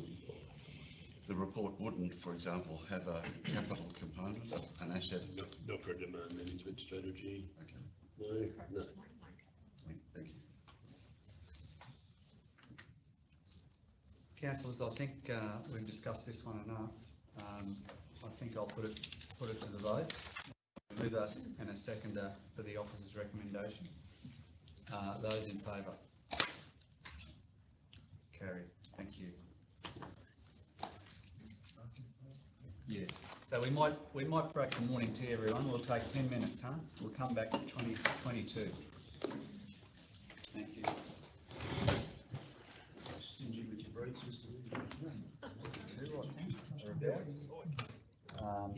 We'll go to item 12.16, which is water meter and sub-meter policy. Do I have a mover of the officer's recommendation? Councillor Cardew. And a second, Councillor Hodge. Councillor Cardew. Yeah, thanks, man. Yeah, look, I totally support this and get it on as quick as you can, Bruce. Yeah, it's very good. Councillors, any comments or questions for Bruce on this one? No, did you anything to add, Bruce? No, Mr. Mayor. All right, those in favour of the officer's recommendation 12.16? Thank you, carried. 12.17, water usage concession policy for not-for-profit recreation and sporting clubs. Do I have a mover of the officer's recommendation? Councillor Hodge and Councillor Wilts. Councillor Hodge. No, all happy. We've had a lot of discussion about this policy over the months. So it's policy, if it needs to be tweaked, it can be tweaked later on. But happy to move what it is at the moment. Thanks. Okay, thank you. Councillor Cardew. Yeah, thanks, man. Look, I support this as well. I mean, the allocation, the concession as it stands at the moment is pretty good. And I think it covers well, the main club would be in the soccer club. So I think it also gives them plenty of time to look at water saving measures over that time, as explained in the report. And it still doesn't take away all the concessions. There's still quite a large concession there at the end of the day, at the end of the 5-year period. So yeah, and then like Councillor Hodge just said, if it doesn't work, we can always bring it back and change it. But at the moment, I think put everybody on the same. The most important thing to me is to get everybody on the same playing field. Everybody's the same. There's no inconsistency. So the sooner we get these meters on those other clubs that irrigate without being metered, the better. For transparency and consistency. I just asked, if I could just ask Bruce, did you include the hockey and cricket club up there? Through the chair, we've now got them on the list, yes. Yeah, good, thanks. Maybe others that we've missed, but. There probably will be, yes. Yeah. Thanks, man. Very good, thank you. Councillors, any more commentary or questions on this one? Very good. Those in favour? Carried, thank you. Okay, 12.18, trade waste policy. Do we have a mover of the officer's recommendation? Councillor Wilts and I'll go Councillor Billy this time. Thank you. Councillor Wilts. No, just get Bruce to give us a brief overview, please. Through the chair, really this is just a refresh of the existing policy with some, we've assessed it against the current legislation. There's no major changes there. We've just really changed the terminology from the word permit to approval, which is consistent with what it should be. And there was a couple of typos and other things in there that we tidied up. But as it stands, it will assist council in protecting the sewer infrastructure and sewer treatment plants and the licence conditions that you've got. Thank you.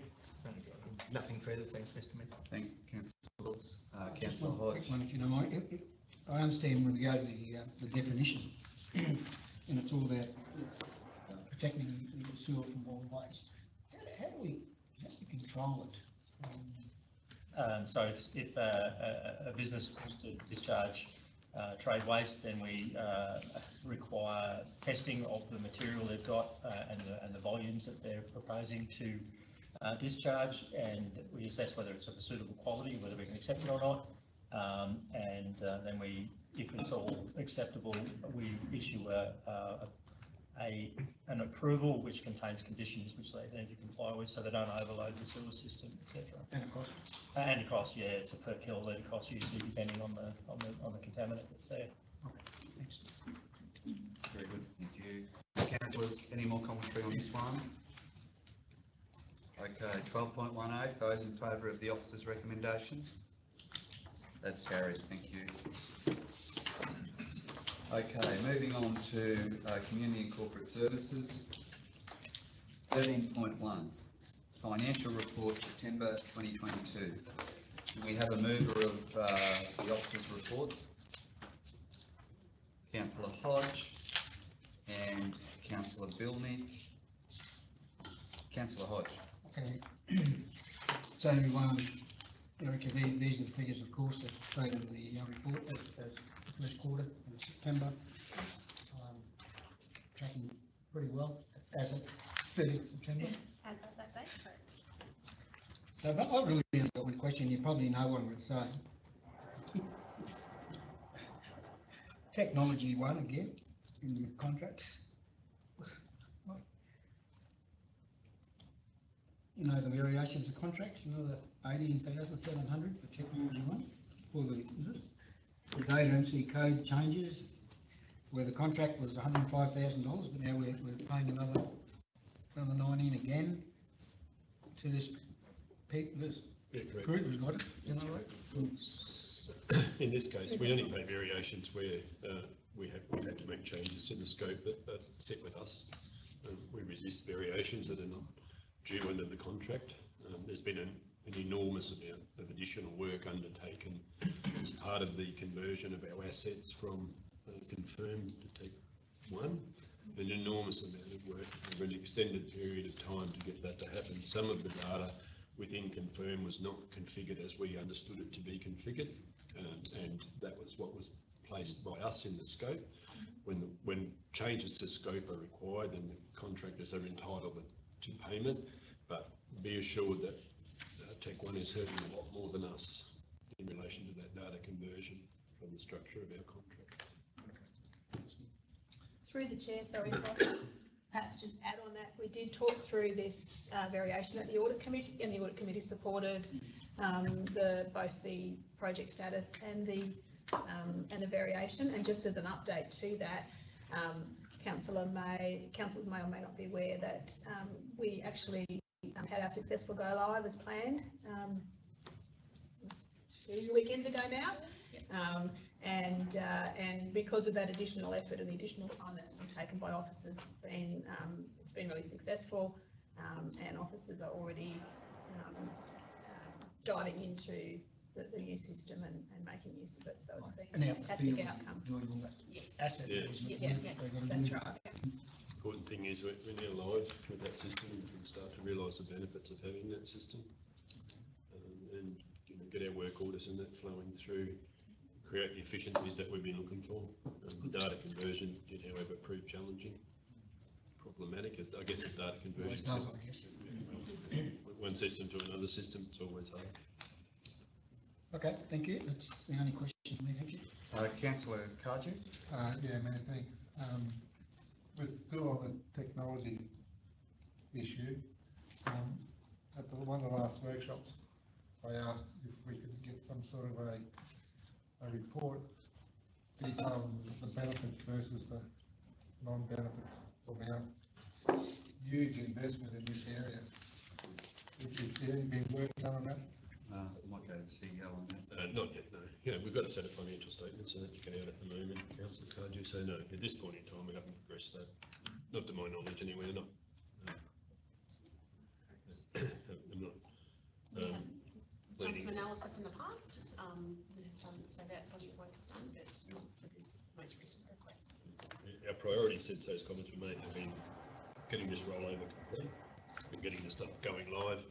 And from the finance team's point of view and digging into the data, our priorities are to get the financial statements signed off as we approach day D.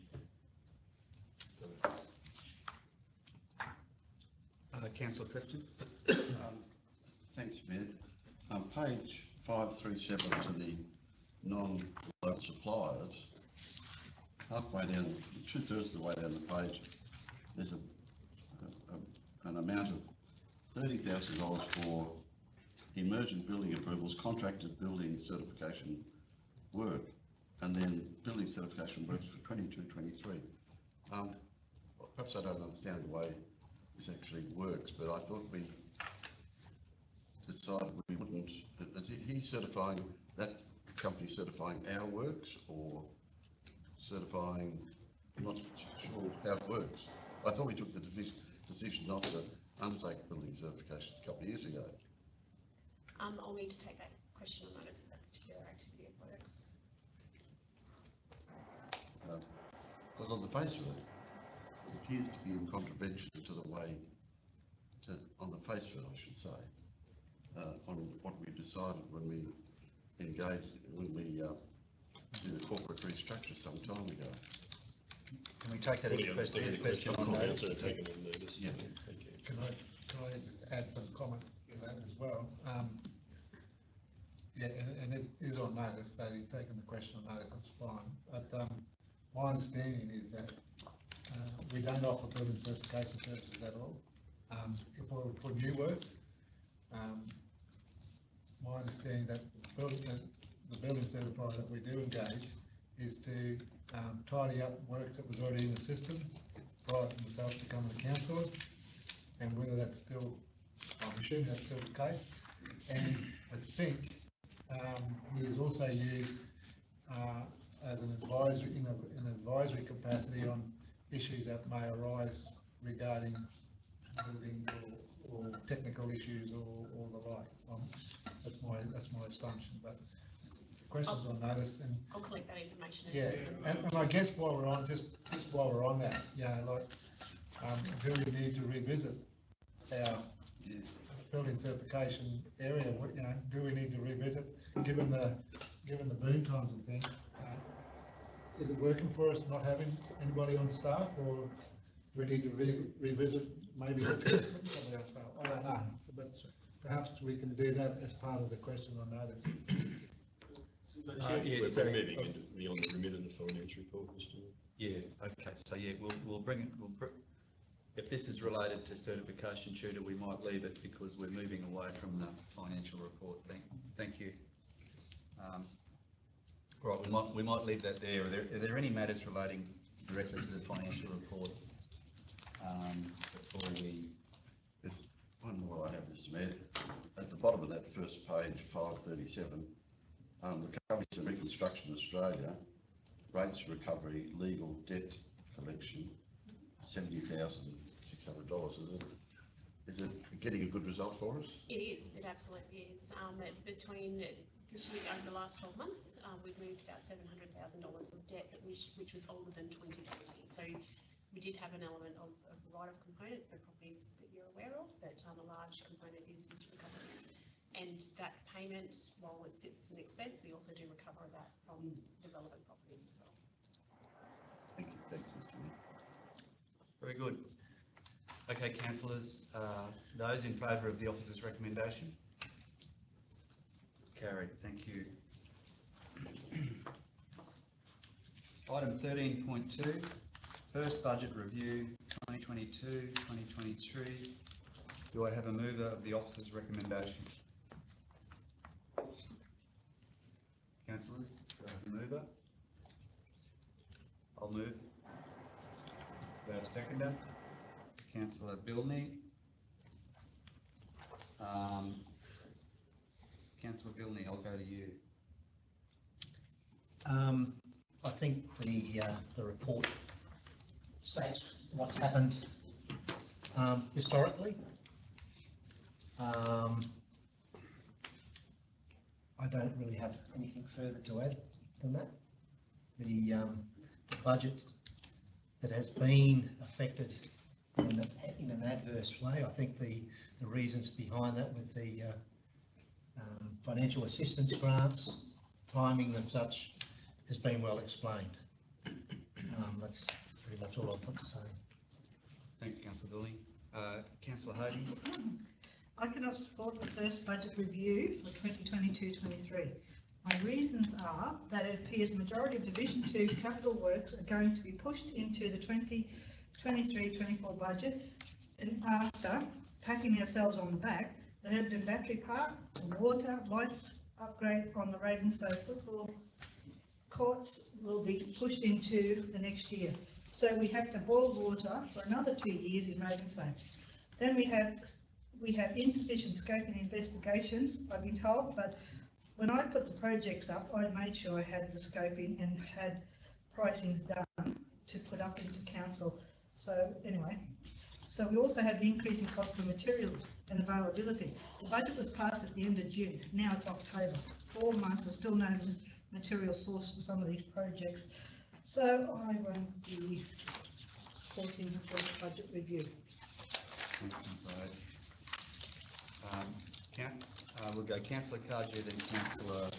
Look, I echo the same thought as Councillor Hayden.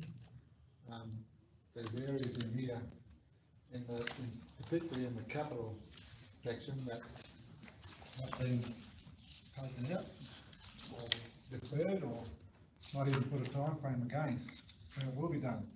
But these are things that we've already approved. Now, our constituents are well aware of this, and now all of a sudden we're pulling back on it. I understand that we have issues in this space in delivering our capital budget, but there's a few items in here that I've flagged. If I can, Mr. Mayor, can I go through each of these? Yeah, Councillor Cardew, you've got the floor at the moment. Yeah, thank you. In the attachment 2 with the revised capital budget, the ceiling of Page Road, which we, in this financial year's budget, we adopted a $250,000 budget to seal Page Road.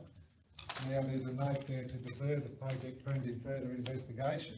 I mean, there's no explanation, like, why can't we just do the design and carry it out in next financial year as suggested in other areas here? So it's just blank. So that's one.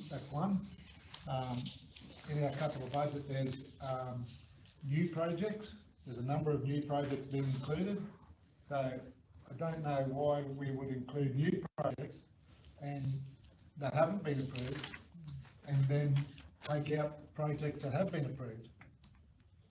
So I'm not supportive of it as well. And those examples, one being the Golden Railroad playground, shade sail, barbecue and fence. While we all recognise that it's definitely needed, it hasn't been budgeted for in this financial year. These are the sorts, we've been talking about our capital budget, and we've developed a PMO office to make sure we get all our designs and everything done prior to allocating funds. We've been working hard on this, and all of a sudden we've got new projects popping up. There's one there, Seal Godfrey Road, new project. Installation of a weighbridge at Alcatraz, new project. Whilst I don't disagree that all these things are necessary, I don't believe that we should be taking projects out of our budget that have already been approved and our constituents know it is coming, and putting in new ones that we haven't budgeted for. So I'm not supportive of it either. Councillors, we did, I understand this is the decision-making day, but we did go through this in a workshop a week or two ago with Christian, and we did discuss a lot of this back then. So I don't know that there's too much different here to what we discussed in that workshop. I mean, there may be some changes there. If I may, Mr. New, through the chair, there's no changes to what was discussed on Okay. the workshop, so. Okay. Just the results of that workshop of the day. That's right. Yeah. So we decided to keep something in, rather than defer it. That changes been reflected. Councillor Cardew. Yeah, thanks. Yeah, I acknowledge that, you know, it has been workshopped, but I can recall my parting comments was that we really look at some of these issues that were flagged, and to give further consideration to. As it stands here now, it appears to be the same as when we left that workshop, whenever it was a couple of weeks ago. You know, things like Page Road, where we've allocated 250,000, all of a sudden we're deferring the project for further investigation. I mean, all we want is put a bit of bitumen on the existing profile of the road that's already there. I understand that there's issues with main roads and whatever else, but we've got our residents to worry about. And the other one was the Moonman Bridge upgrade. You know, we already had design costing in the previous budget to have that design done and execute the works in this budget. You know, we allocated $180,000.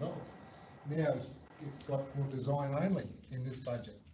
I mean, $200,000 for a design of a concrete causeway seems extreme to me. However, there's still no note in here to say that it'll be constructed in the 22-23 budget. And the same with those others, you know.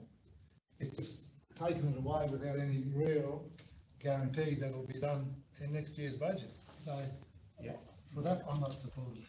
Yeah, look, I understand that, but the reason we had the workshop was that we had to reduce our expenditure for that period to the end of June. And we also had problems with on supply side for certain things as well. So that was the problem we were trying to address. So there was always going to be projects like Page Road and others, and some of the ones in Councillor Hayden's, that get pushed. It doesn't mean that they've been removed, but it just means that in order for us to realign our financial plan and our delivery of stuff for this financial year, we've had to modify it. That was the whole reason for the workshop. So we can't do the workshop and then come back and then say, oh yeah, but this isn't here and that isn't there. Some things can't be there in order to meet those targets. Some things can't be there, Kev. So that's where it is. And you know, this is we had our best crack at having a strategic look of how we get to June to deliver as much as we can within our budget and supply constraints. That's pretty much what we did a week or two ago. So it's not, you know, there's things that I'm disappointed about too, Kev, but it is what it is. We need to get to the end of June and deliver what we plan to deliver within the budget. No, just to add to that, Mr. Mayor, again, I think part of the problem that we have is that we look at our 1 year. The budget is meant to be for 3 years, and certainly the timing of the delivery of projects within that 3 years has shifted in respect of some key projects. I don't think we've actually taken out anything. There was some comments around Page Lane. We've taken that on board, and we undertook at the time, as part of the second budget review, to take account of those priorities the council had expressed, including the works at Ravenshoe. The water treatment plant is going ahead. Council was waiting the outcome of the building our regions, is that right? Building our regions considerations. We weren't successful in that. We've decided to push ahead, but while we've waited for that, of course we're delayed, and we're now out to the market for that. Am I correct, Chris? We're out to the market for those works. So those works will be commenced this year. This won't be finished this year. I think the broader view that council needs to take is what is it doing over the long term, and which of these projects are simply being changed from a timing perspective within that 3 years. Whether we build it in June or July, I don't think the community is going to hang you for that. It's just my I don't know every person in the community, but certainly if it's built in July 23 or June 23, wouldn't seem to me to be a massive issue. Councillor Carby. Thanks. I've heard both comments from the CEO and also from the Mayor. I acknowledge that we do need to, if we can't deliver these CapEx projects, then we need to defer them to the next financial year. That's fine. But we've included new projects. So how does that work? You know? And not only that, in the commentary for Page Road, Moomin Bridge,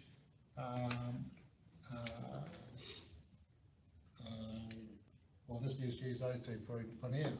There's no guarantee that there's no commentary there as above or in other commentary where it's going to be done in 23, 24. There's no certainty there.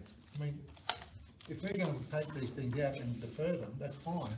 But I'd like to see commentary there that we're going to have a commitment that we'll do it next year. For the at least for our constituents that will be looking at this and say, what's going on here? At least there's some certainty that it'll get done in the next financial year after we've done the design and everything else. At the moment, there's no certainty there at all. It's just, and we've added a new project. So until that's sorted, unless you want to make commentary now on that, and I'm still of the mind not to support it. I think what we've got here, Kev, is we've got our first budget review for 22-23 to get us through to June. So it's not reasonable to expect, Kev, that every bit of detail is going to be in there about anything that's pushed forward, which will go to 23-24, for example. I mean, all that would have to be approved in the next budget anyway.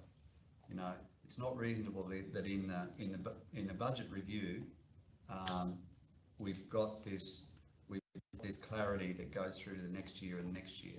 What we're trying to do here is to get June 23 within the parameters that Christian and Erica set out a week or two ago. These are the realities that are in front of us. This is what we can do. This is what we can't do for a whole bunch of reasons. Whether one's fallen to a lower priority, or whether one we can't get materials in time to do that, or the materials have gone through the roof. We can't afford it, so we're going to push it. So all those things have been done, Kev. We can't expect the budget review. It's really focused on June 23. That's when it's focused on. And to have every bit of detail in the budget review, it's not realistic, because there'll be a second budget review, Kevin. There'll be more changes. Now we'll get to the next budget review, and we'll be doing this again. So, and there'll be things in that you know, that weren't here or that are different. So, we'll go Councillor Hayden and then Councillor Hodge. That's all well and good. Even though we had a workshop, doesn't mean we agree that. This is a decision-making day, absolutely, for sure. So we were told that, and we didn't have a choice to change it, and even when we put it forward, it was still thrown out. So to me, we don't have to agree with the workshop, and to me, who's going to stand up there and tell these people they're not going to have it? Because I'm facing 100 people today, we have no Pearl, we have no, just out the library, we've got Town Hall might be sold, the rubbish dump's closed, nothing's happening. So you're going to face 100 people tonight, and there's 2 of us going to be facing them, and to me, you don't go and face them, I do. And that's what happens. I'm meeting Herberton at 2 o'clock about the same process. So I'll sit there and I'll cop it, but you don't get no support. Because it's not the staff who come, it's me. Because I don't get the staff behind me. So that's what it's going to be. Send them up. If they want to make decisions, stand in front of them. Call a meeting, public meeting, tell them. And that's how I feel. So I will not be supporting, and tell Ravensay people too, because they've been on boil water notices now for 10 years, they were promised. And they said in the paper 12 months ago, oh yeah, it'll be the end of boil water notice this year. Well, it won't be for 2 more years. Well, I still have to cop third world country stuff. So it's not as easy as you think it is. Look, with Ravensay, we have made a commitment to go ahead and keep that works going, so that we are going to finish it as quickly as we can. We haven't pushed back the delivery of the water. Even after losing the grant money, we're still committing to it, councillor Holden. Councillor Billney? This one, Mr. Wilson. Oh, sorry, it was councillor Hodge, then Oh. then councillor Billney. No, I'll come last. Through the chair, my understanding of this whole process and why we have a PMO office is because we weren't understanding sufficiently the project scope. By changing and deferring the timing of these things really is what the basis of the PMO office is all about. So we're coming from a no system or an ad hoc system to a structure. And I think we can't underestimate, and two councillors sit on that PMO, so they would know what's going on, in my opinion. Councillor Hodge? Now, I know, I understand that you've moved the officer's recommendation. And of course, that is to adopt this BI1. I won't be supporting that. If it doesn't get up, what I'll be doing is moving that we note this report. And the main reason is because we understand the revenue side of the change. We knew that we didn't really probably have to be onside to think that could happen when we had the meetings with the people from the FAG Scrap. Okay, we took a view of that's what it could be, but not sure it was right. And I understand we got some cash last year. That is last year. This is the real time now. It ain't going to change. So now in the what we're coming with now is an operating. We started off with a very small surplus, okay, $69,000 odd. It was a surplus. And now we have a change of $2.15 million, okay? It's is the deficit, and the net result $3.7 million. So we understand, well, we understand the revenue side. That's what it is and what it is. But we have not looked at the other side of the ledger and where we're going with it, what we're going to do, how we're going to address that, whether the appetite is to have a $2 million deficit this year. We don't even know what it is. It could be more.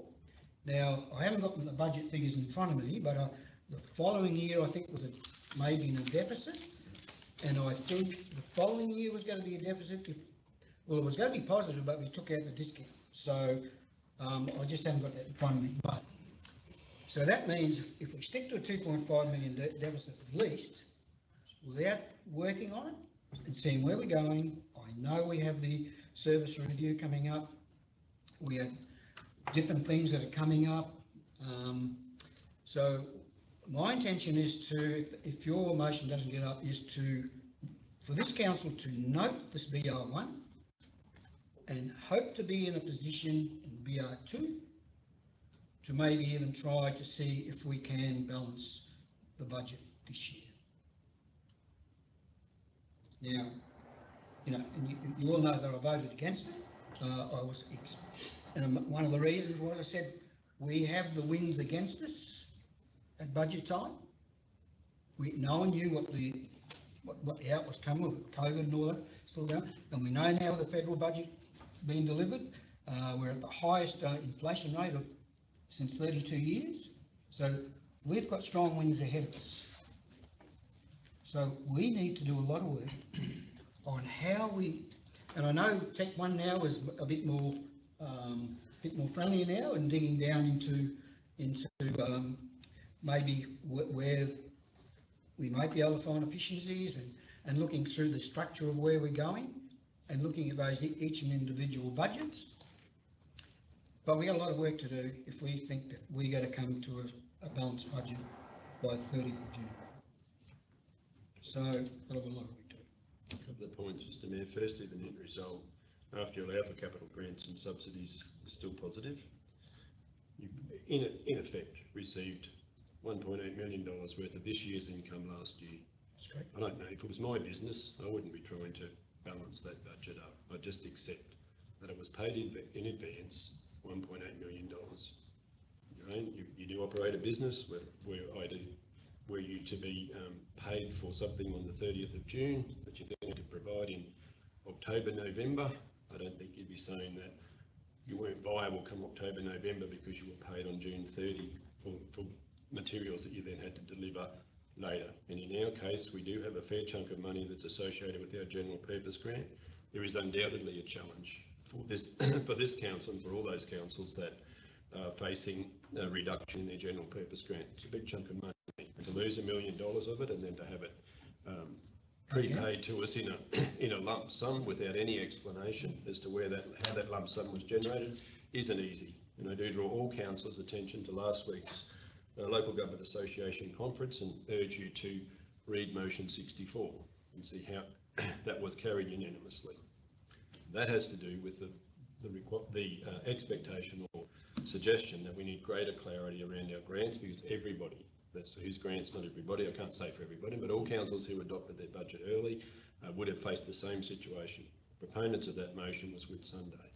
But I just can't wrap my head around how it becomes an issue if you're given $2 million on the 30th of June that belongs to the subsequent financial year, that we then have to go and say, well, we've got to recover that $2 million this financial year. I can't wrap my head around that. I have to be blunt. Well, to finish off, I understand what you're saying. Yes, we did get that cash last year, right? And that's last year, to cash. Now this is this year and the next. And if we're looking at consecutive $2 million deficits, well, and the other point about, if you talk about business, is I don't go out to my customers, right, and say, listen, I'm going to tax you, I'm going to whack your rates up 8% from last year's budget to this budget, and then come and tell them, oh, sorry, I've got a deficit of 2.1 million this year. So there is different views, and I take it as, it is my money, you know. It relates to one line item in essence, Mr. Mayor. One line item. That's your call, Mr. CEO, but... Well, it's a fact, it's not a call, it's a fact. At the end of the day, yes, there's adjustments, backwards and forwards, Councillor Hodge. But reality is, the federal government paid us more last year than what we thought. So you have a focus on the operating deficit ratio. Last year we achieved 107% against with that money, against a recommend, and reduced expenses against budget, and reduced expenses against budget. We provide, that ratio came out at 107%. This year it'll be 97%. As I've said many times, almost ad nauseum now. Consider that over the 3 years, it sits at around 102. Going forward, we're not showing deficits. Were we forecasting cost increases of the magnitude that we're currently facing? No. Do we have work to do to keep our budget in check? Yes. Should we be concerned about the fact that this year it looks like $2 million a deficit at this point in time? Concerned, but not alarmed. You're not at any risk whatever of being considered unsustainable. And I would just again also point councillors to the definition of what a sustainable local government is. And I might just ask the finance manager, who's an expert in the field or qualified to make comment in the field. A local government will be deemed sustainable if it does not erode its financial capital or its asset capital over the longer term. I could just ask the finance manager, without trying to put her on the spot, is anything that we are forecasting showing that we are eroding either our financial capital or our infrastructure capital over the longer term? No. Thank you. I'll leave it. I perhaps debated more than I should have. Thanks. Councillor Clifton had his hand up before. I did, thank you. Yeah, I accept all the arguments that the CEO has made and the commentary by the financial officer. It's perfectly reasonable from my perspective anyway, for councillors to have these concerns. It's perfectly reasonable to have these concerns.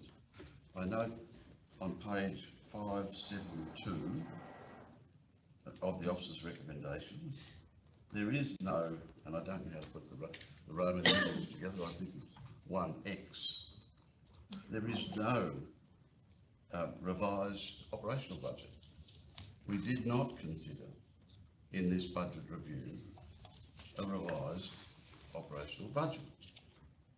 At the workshop, Yeah. we presented the operational budget. You presented the figures, but we didn't actually debate, you presented the same figures. And we didn't, and I assumed that it was presented in Exactly the same way that's high level detail, yeah. Hang on. But my question then relates to, when are we going to have the service review presented to us? Well, towards the end of November, early December, as we said at the budget workshop, and so I think that's still the time frame. Just ask the gentleman, is still the time frame? Yeah, through the chair, yes, that's the intent. Well, I will, after the explanations, vote for I will be voting for the adopting the BR1. Councillors?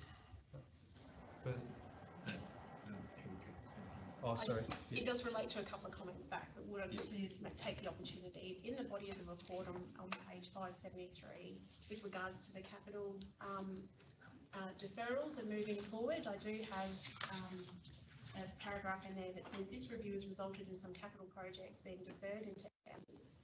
Over the coming months, as part of the 23-24 budget development process, these deferred projects, together with the existing out-of-year projects, will be reviewed and updated to ensure deliverability. So if that's, while we don't have the financial, the Excel spreadsheets essentially to support, but I have noted in there, because we have done that deferral, we do have work to do, so just wanted to clarify that there is acknowledgement in there and understanding for the work that we need to do for our following reviews and budget development. And our conversation subsequent to that, around particularly around division projects around Ravenshoe and so forth, was to relook at those and see if we can get them inside this, technically inside this financial year. And certainly Page Lane fully understood what was put to us on the day, and we'll move on that in accordance with what was put to us on the day.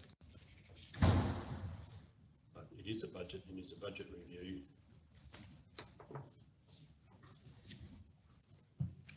Very good, thank you. Councillors, any more comments or questions on this one? So item 13.2, first budget review 2022-23. We've got a mover and a seconder. Those in favour? So that's carried.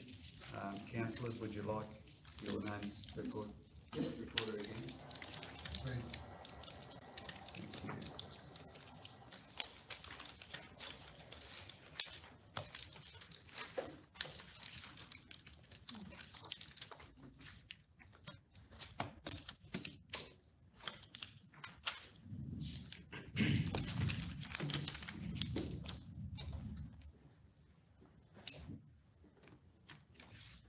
Right, 13.3, Audit Risk and Improvement Committee, 7 September 2022.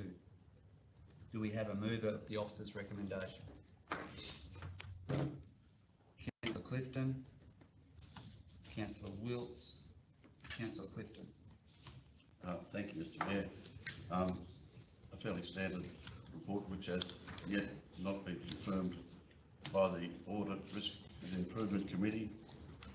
Councillors will be critically aware of the internal audit fraud, risk and ethical conduct follow-up review, which is recommended out of this meeting, and we conducted that last week. There's nothing else outstanding in relation to it.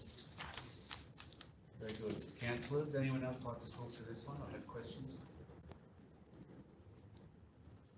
Those in favour of the officer's recommendation? Carried.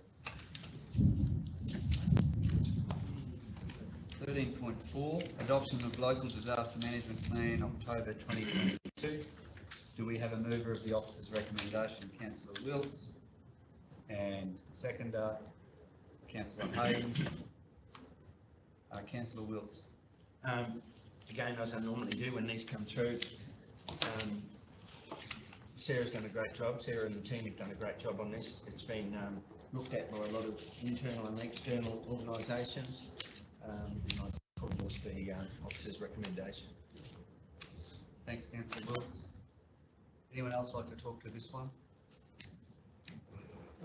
Just to say, on page 595, very good photo. Yeah. No, I was looking at one before that. Here's that. All right. Those in favour of the officer's recommendation? Carried, thank you. 13.5, Department of Resources, special lease. Do we have a mover? The officer's recommendation. Councillor Hayden, a seconder. Councillor Hodge. Councillor Hayden. No, it's okay. Officers report. Yep. Anyone like to talk to this one? Councillor Carter. Yeah, thanks, Mayor. Where is it? Where are we talking about? I can't find, Yeah, that's right. there's a lot in plan here, but without having mapped info at home, I can't find where it is. Cornish, up Clark Road, just before. There's no Russian- address. Russian Gully. It still doesn't tell me where it is. There's a map here that's got, You don't drive past it, right, is that? I don't know where it is. No idea where it is.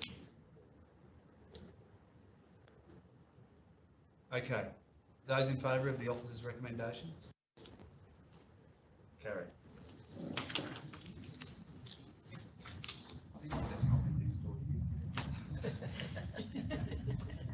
Could be, Mr. Mayor. That's it. We just wanted to get that through. Yeah. Once you're with that info, can you just type it in? Oh, if I'm here, I can, yeah. But when I'm at home, I can't. All right. 13.6, tenure and land use policy. Do we have a mover of the officer's recommendation? Councillor Bilney and Councillor Wilts. Councillor Bilney? Yeah, through the chair. As the initial instigator of the request to have a re-look at the policy, I'm glad it's come here today. Historically, council has shown a desire to reduce the financial burden on the not-for-profit organisations. And having a proposed funding guide to support this should show significant savings to officers' time who are going backwards and forwards, negotiating with officers under the current policy. This should free up. It's a very simple process. In the past, when it's come to council, we've basically given the reduced rate anyway. This will short circuit. The only other comment as part of this policy, it's my strong view that that when we enter into arrangements with organisations, that we have some sort of written confirmation and acknowledgement from the executive that they are to undertake the day-to-day maintenance activities. So it's not a burden on council, which in some stages they are actually seeking council officers to undertake those duties. So I would just like to think that we could have a, show what the clear expectation of having a reduced lease or licence payment. However, you may have to mow the lawns, or you may have to change light bulbs, or whatever it may look like. I think if we can get some written acknowledgement, that goes a long way. Are you suggesting anything needs to change in here, No, Councillor Billy? No. As I understand, under the lease or policy, it's probably written in that document. Yeah. But as a secondary, maybe if we would consider actually highlighting where they get that sign off as a separate issue, just to really highlight the fact that we do have expectations of the club or organisation to do these things. Yeah. Very good, thank you. Anyone else like to talk to this one? Those in favour of the officer's recommendation? Carried, thank you. Item 13.7, Lumber Heritage Walk. Can we have a mover to open the report for discussion? Councillor Clifton. And a seconder? Councillor Wilts. Those in favour? Carried. Councillor Clifford. Thanks, Mayor. I recall councillors and officers back to Paul Burnell's presentation today. A really earnest and professional volunteer who comes from the workplace health and safety industry. I think that shows in the way he's prepared his documents at work with council officers. Council may, to recall a little, go back a little, councils will recall that part of the Peterson Creek Walk has been closed off as a result of a decision by the landowner. That's severely reduced the availability of those people who do want to walk and explore Yungaburra, reduced the ability of those people to do it. Paul Burnell's effort, along with the Landcare Group, who have been diverting their efforts from Peterson Creek towards this walk, it does represent an alternative presentation in the Yungaburra area, which is really quite important to the tourists and to the general appeal of the area. It is a new item. It is well costed, well detailed, and it isn't in the budget. But I commend it to you as very, very good value for money, both from the tourist point of view, the community point of view, and the volunteers. Thanks, Mr. Mayor. Thanks. Councillors, we'll go Councillor Cardew, then Councillor Wilts, and then Councillor Bill. Thanks, Mayor. I acknowledge what was said, Councillor Clifford's comments, and I acknowledge the deputation earlier this morning. And to be quite honest, I'm all for this project. There's no question about how good it can be for the community and everything else. But I am going to propose an alternate motion, one that's on the board. We've just been talking budget and constraints within our budget and things. This is one of 3 reports that we're just about to deal with that ask for more money in our capital budget, in our budget. Ask them for more money. We've already got funds and things. We're already at loggerheads already about what we spend on the last discussion just a while ago. So I propose to move a motion to defer this and put it in for deliberation in next year's budget. I mean, it's only 6 months away. I support the concept. I support everything. I don't support having to find additional money in the budget that's already tight right this very moment. I think if we can carry it over to next year's budget deliberations and put it in next year's budget, then that's what I'd like to see happen. I totally support the project, but not to fund it out of this year's budget. Thanks, Councillor Cardew. Before I go to Councillor Wilson, Councillor Bilney, Shirley. Thank you, through the chair. Just to give some clarity around this project came through the community project request process, and council actually has allocated a $100,000 budget this financial year. The reason this project has come before council is because under the process, managers don't have the delegation to approve these projects, even though they're budgeted for over $10,000. And this project is over $10,000, and that's why it's tabled before you for consideration. Officers fully support this project as presented, but again, it is in the budget. There is a budget allocation for community project requests, and this meets all of the priorities under that budget. It aligns with our community plan, our corporate plan. So just wanted to table that to be sure that council had a really clear understanding of why this is before you. Councillor Wilkes, then Councillor Billman. Yeah, thanks through the chair. Thanks, Shirley. How are we going with that community project? So the budget at the moment is not well spent. This is one of the few projects that have come through. We do have 11 currently being reviewed internally and being developed into projects. So there's still around $95,000, Erica, correct me if I'm wrong, in the budget to facilitate. So there's more than ample to facilitate this report. It's, I guess, where the council would like to facilitate now. Very good, thank you. And through the chair, if I go back to the comments I wanted to make initially, yeah, totally agree with the comments of Councillor Clifton. This is something that's ready to go. We've got a group of people that are extremely enthusiastic about it. I am also, like, this is tracks that I used to use as a kid, and I think that the money which is available would be extremely well spent, especially as part of the existing walking trail has been cut off from public use. This is more than a good alternative for that piece of land that's been taken away. Thanks, Councillor Wilkes.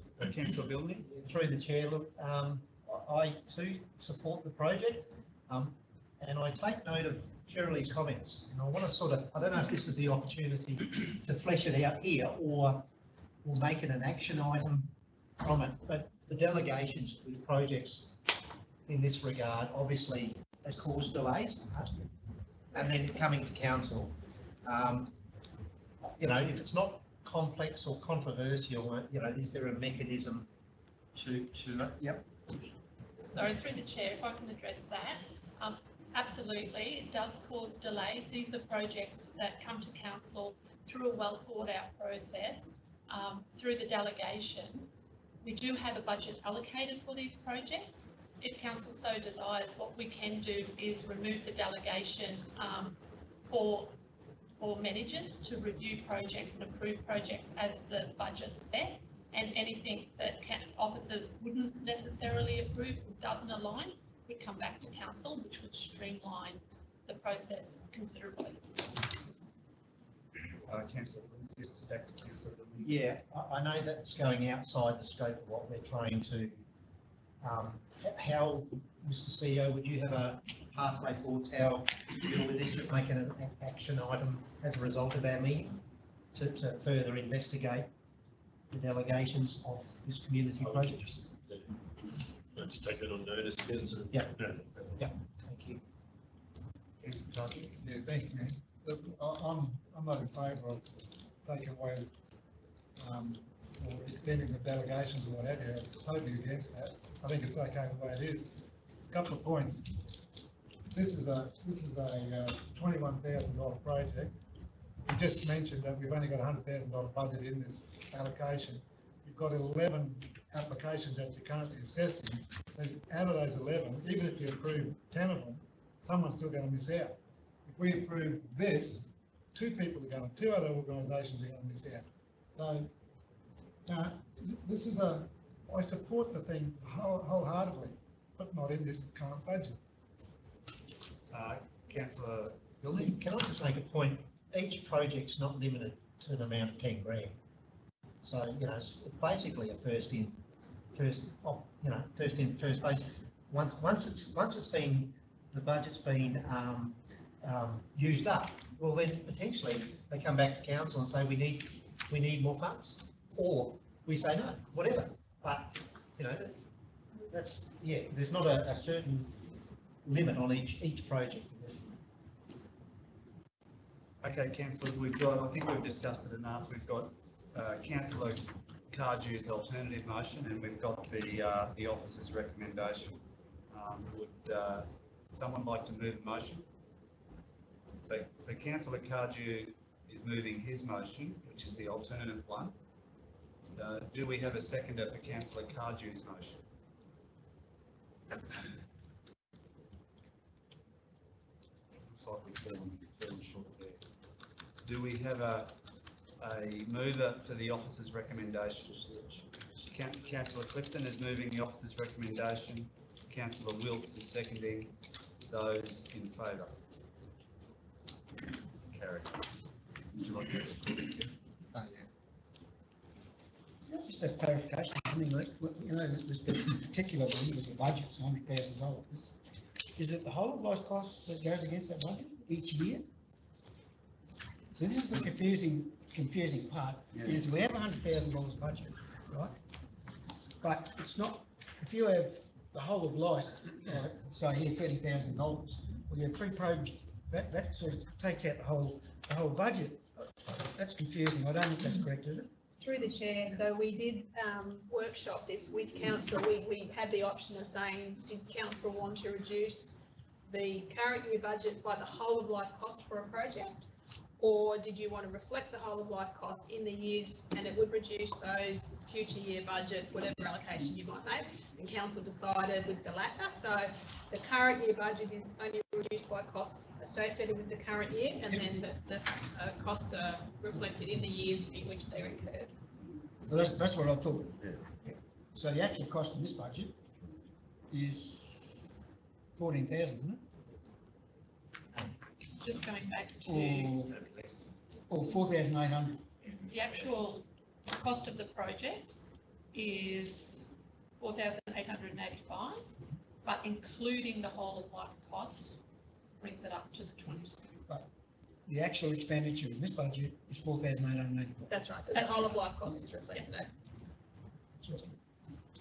Right, thank you. Item 13.8, community commercial general activity applications. Do we have a mover of the officer's recommendation? Councillor Bilney, and a seconder, Councillor Wilts. Councillor Bilney. Yeah, through the chair. This is just a continuation of the motion from last month, just tidying up a couple of little things.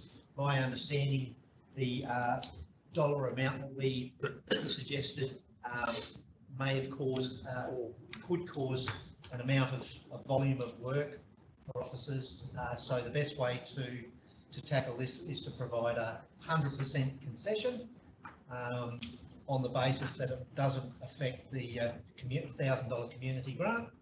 And it's just it would make sense to do it as reported. Yeah, gotcha. Just put my hand up there, Mr Mayor, I didn't take the best advice to Councillor Bilney when he was moving the motion last month, considering all aspects of the local law. So it sits with me that a better way to express what we sought to achieve is now before council. So, very good. Thank you. Councillor Cardew. Yeah, thanks, Mayor. Look, I totally disagree with those comments. What we're doing is putting more bureaucracy and red tape in front of people who want to utilise our facilities. You know, paying the $152 application fee, and then waiting for our office to assess it and then get $100. No, that's not correct. That's not. Well, that's what it says here. What does it say? I'll ask the general manager to explain. Through the chair, so no, what we're saying is that actually council is adopting here a concession for those groups, so that instead of us having to request that those organisations pay $1, from the organisation's perspective, they the only difference is instead of us asking them to pay $1, we don't ask them to pay anything. So it doesn't change anything for the organisation. They don't have to apply or do anything different. We're simply saying that we are reflecting the cost of delivering that because council wants to see how much it costs us to do these different things, but we are not putting that onus on the groups to do anything. So if a not-for-profit organisation comes in and wants to utilise a park or something for a function, we're not going to charge them anything, we're going to make that application. No, that's correct. Yeah. But internally, we'll record it and then write it off, or whatever words you want to use, so that we know at the end of the year that when the cost of these concessions is $50,000, but not 1 cent of it was paid. It's a recording, internal recording mechanism and justification. Well, thanks for that clarification. Just one thing. So that, therefore, Jan, that means the concession policy is actually getting changed today by this resolution? Through the chair, It's backdated to the 30th of June. Yes. So the decision about the concession, the impact is is that, whether, I'll have to take it on notice whether we need to actually, whether we'll revise the actual policy, but certainly the intent would be that the concession policies in future that come to council every year for adoption would include this as a standard concession. That would be the intent. Thank you. Councillor Carter. Yeah, thanks. Can I just make just a general comment, and you might just want to take this on notice. But when we talk about not-for-profit organisations, the definition of not-for-profit organisations within this organisation, we talked about it in the previous concession policy for water usage and the like, and there's a definition there. Is the definition for not-for-profit organisations consistent throughout our organisation? Through the chair. Thanks, Shirley. The answer is yes. The answer is yes? Yes. So, amazing. Yeah, look, we'll just take that on notice, Kev, but Shirley believes it is. She can give some written advice to all councillors after, later on. We'll keep moving, we've still got a bit to cover. 13.9. Oh, sorry. We are on 13.8. We have a mover, Councillor Bilney, and Councillor Wilts seconding. Those in favour of 13.8? Carried, thank you.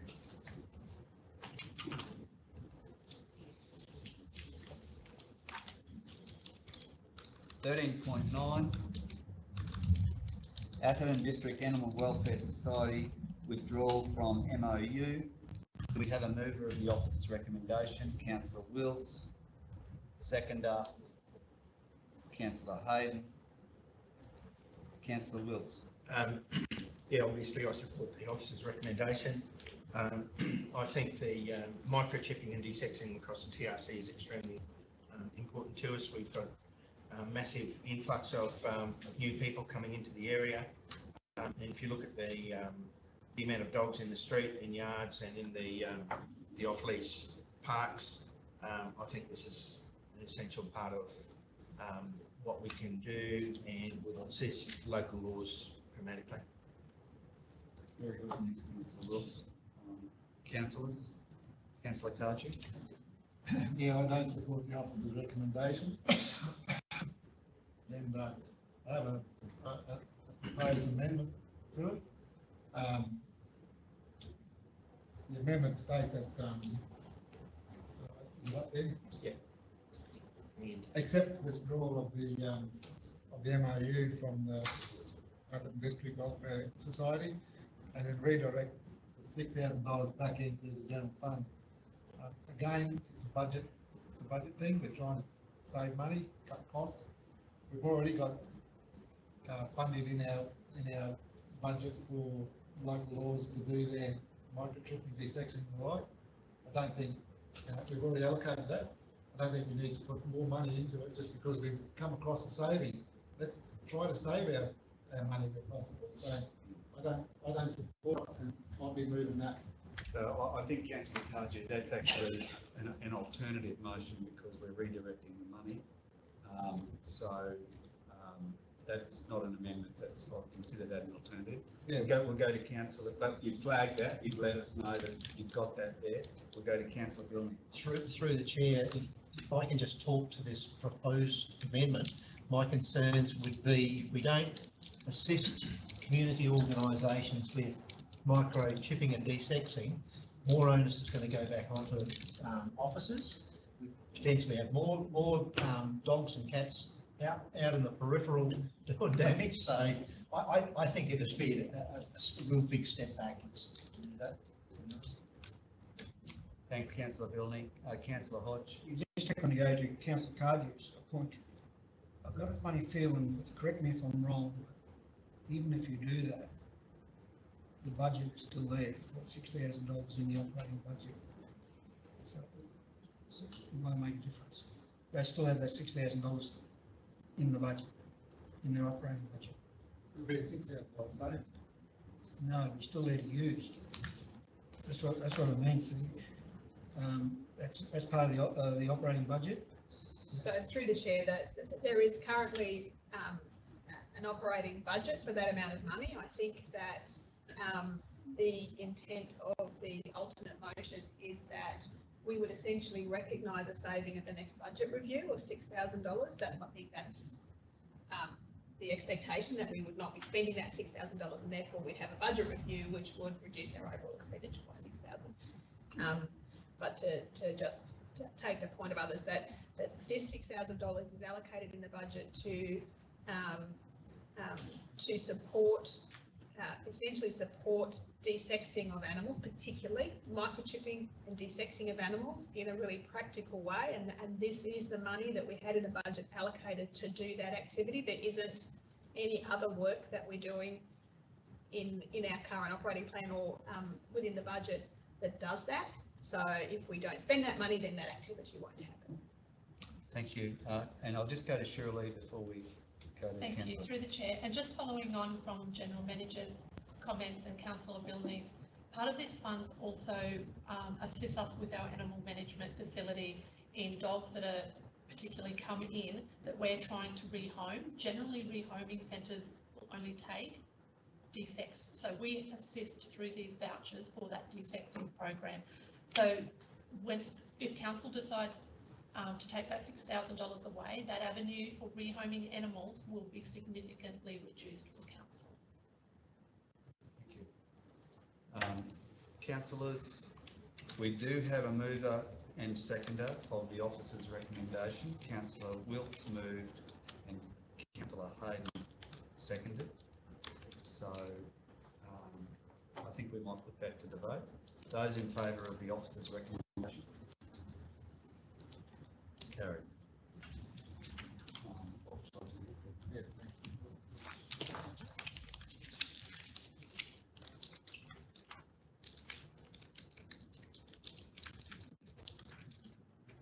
Okay, 13.1, local laws approved inspection program. Do we have a mover of the officer's recommendation? Councillor Hodge and Councillor Clifton. Councillor Hodge. I think this is a statutory resolution that allows our officers to actually go into people's homes and to do door knocking and sort of stuff. Councillors, any more who would like to talk to this motion? Those in favour of the officer's recommendation? Carried. Just gonna have to make sure Sid's locked up at the Court Wine. Sorry? I can make sure Lula's locked up too. Mr. Ben, might I make a comment about this?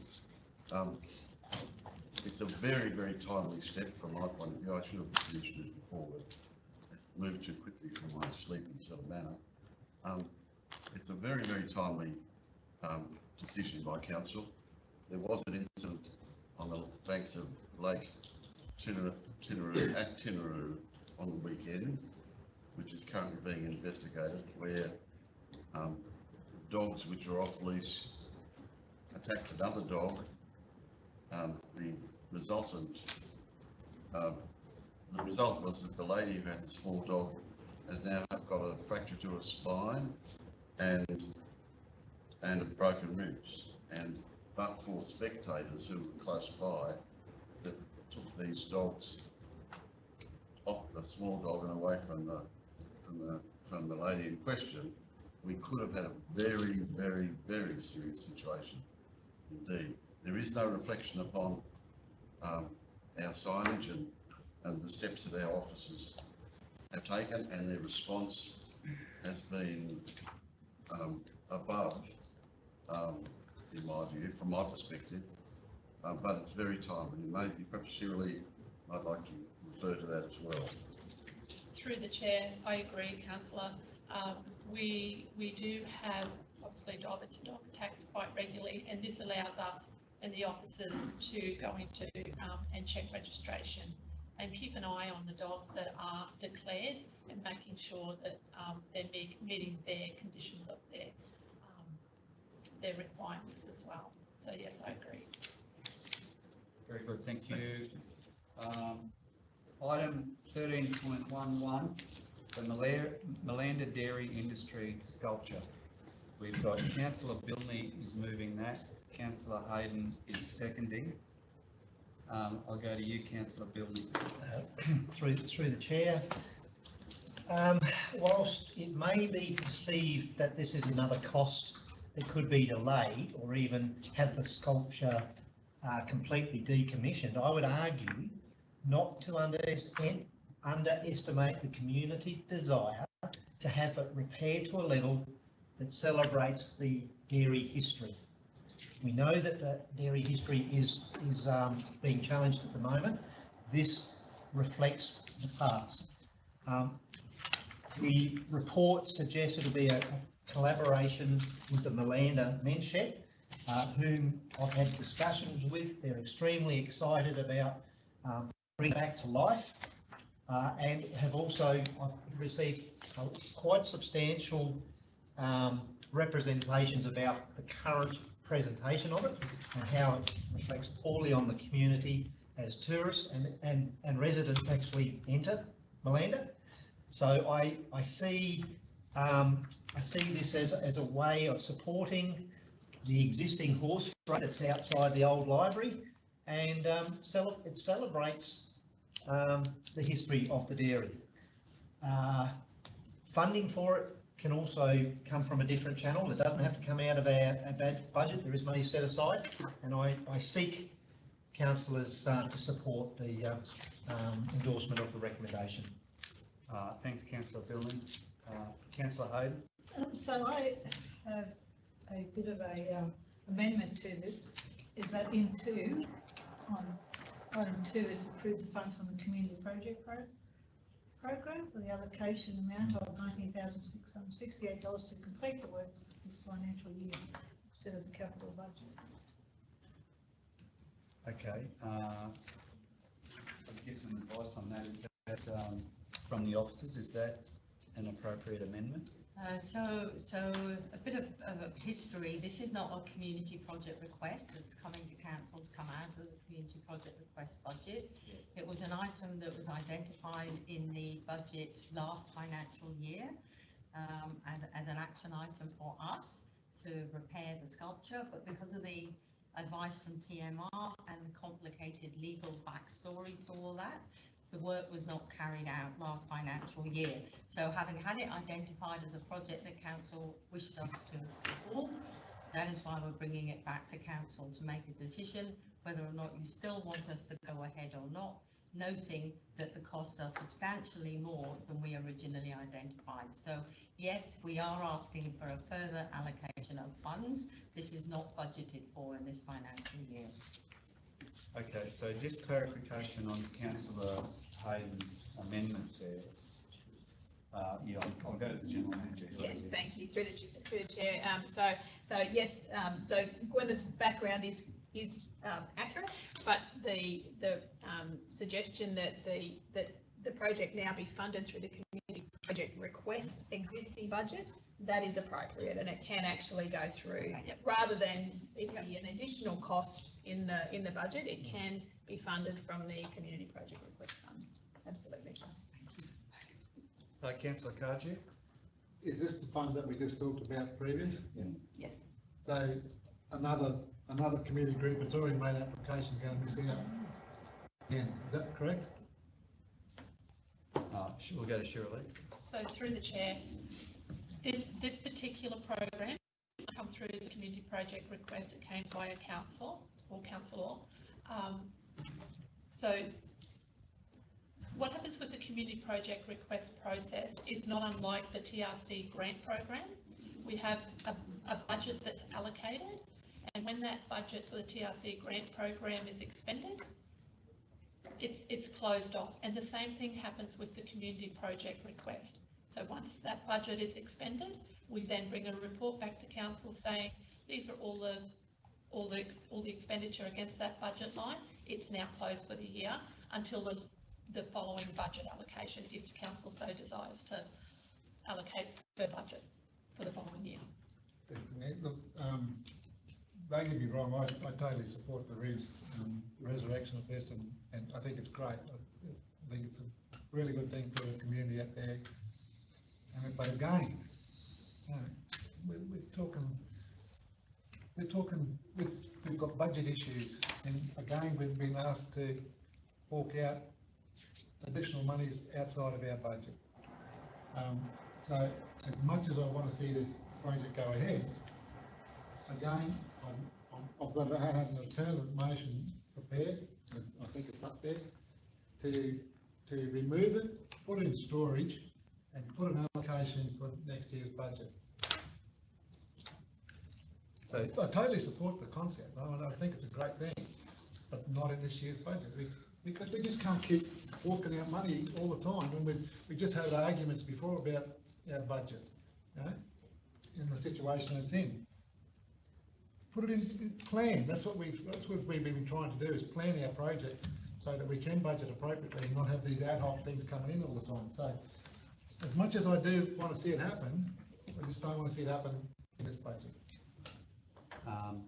The active motion that's in play is the officer report one with Councillor Hayden's amendment. If Councillor Billney's happy with that amendment, that's the motion that's in play. Yes, I'm happy with that. Yes, funds to come from the community project program, so it's not an additional burden on the budget. It's already catered for within. I would support that. Councillor Hodge. Thanks. I mean, I accept that, but someone who's gone through the proper processes to put an application in for that community budget, a budget application for a community project, is going to miss out this year. Who's gone through the proper processes, they're going to miss out. All I'm saying is I support the thing, put it in. Yeah, we understand the opportunity cost is there. We understand that. Councillors, Councillor Hodge? Well, I'm agreeing with Councillor Cargy on the sense that this sculpture has deteriorated over the years. And of course, what we haven't done what we should do over these years to put money back into it so it doesn't get to this stage. So I agree, I think we should take it away, you know, because of what TMR was saying. It's only 6 months. You know, I can understand where it's coming about, the 20 grand coming from the budget for it, but that's 20 grand that other ones can't get. So therefore, if we allow it for next year's budget, it's only 6 months, put it into storage. I guess we've still got to work out who is going to do the repairs and all that sort of stuff. Have you got quotes and all that? Through the chair, we have got Gwen. quotes, as of now. What happens in 6 months' time, we don't know. As of now, the men shed are very keen to do the work. We have quotes that are valid as of now. In 6 months' time, I don't know what state of disrepair the sculpture will be. I don't know that the men's shed will still be keen to do it. If they are, I'd be pretty certain costs will have gone up on every front. That's all I can say. And in the meantime, if we're going to remove it and store it somewhere, then that's another cost to council in any event. Thanks, Gwen. Councillors, anyone who hasn't spoken like to talk on this one? Okay. We've got the amended officer's recommendation on the screen, moved by Councillor Billney, seconded by Councillor Hayden. Those in favour? Carried. Thank you. Would you like them recorded against, councillors? Thanks. For me, yes, please.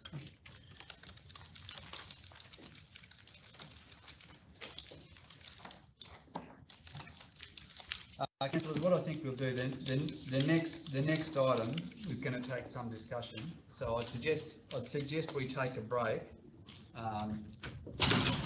Collie was going to bring over some refreshments for lunch. I'm not sure if they're here yet, but we might take a break maybe till 25 past.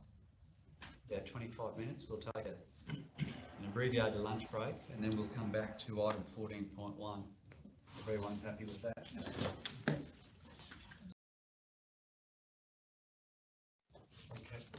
Okay, we'll reconvene. Thanks very much, everyone. We'll go on to 14.1, notice of motion, Councillor Hodge, Planning and Finance Committee. Can I have a mover that the report be open for discussion? Councillor Wilkes, and a seconder. Councillor Cardew. Very good. Those in favour? Carried. Thank you.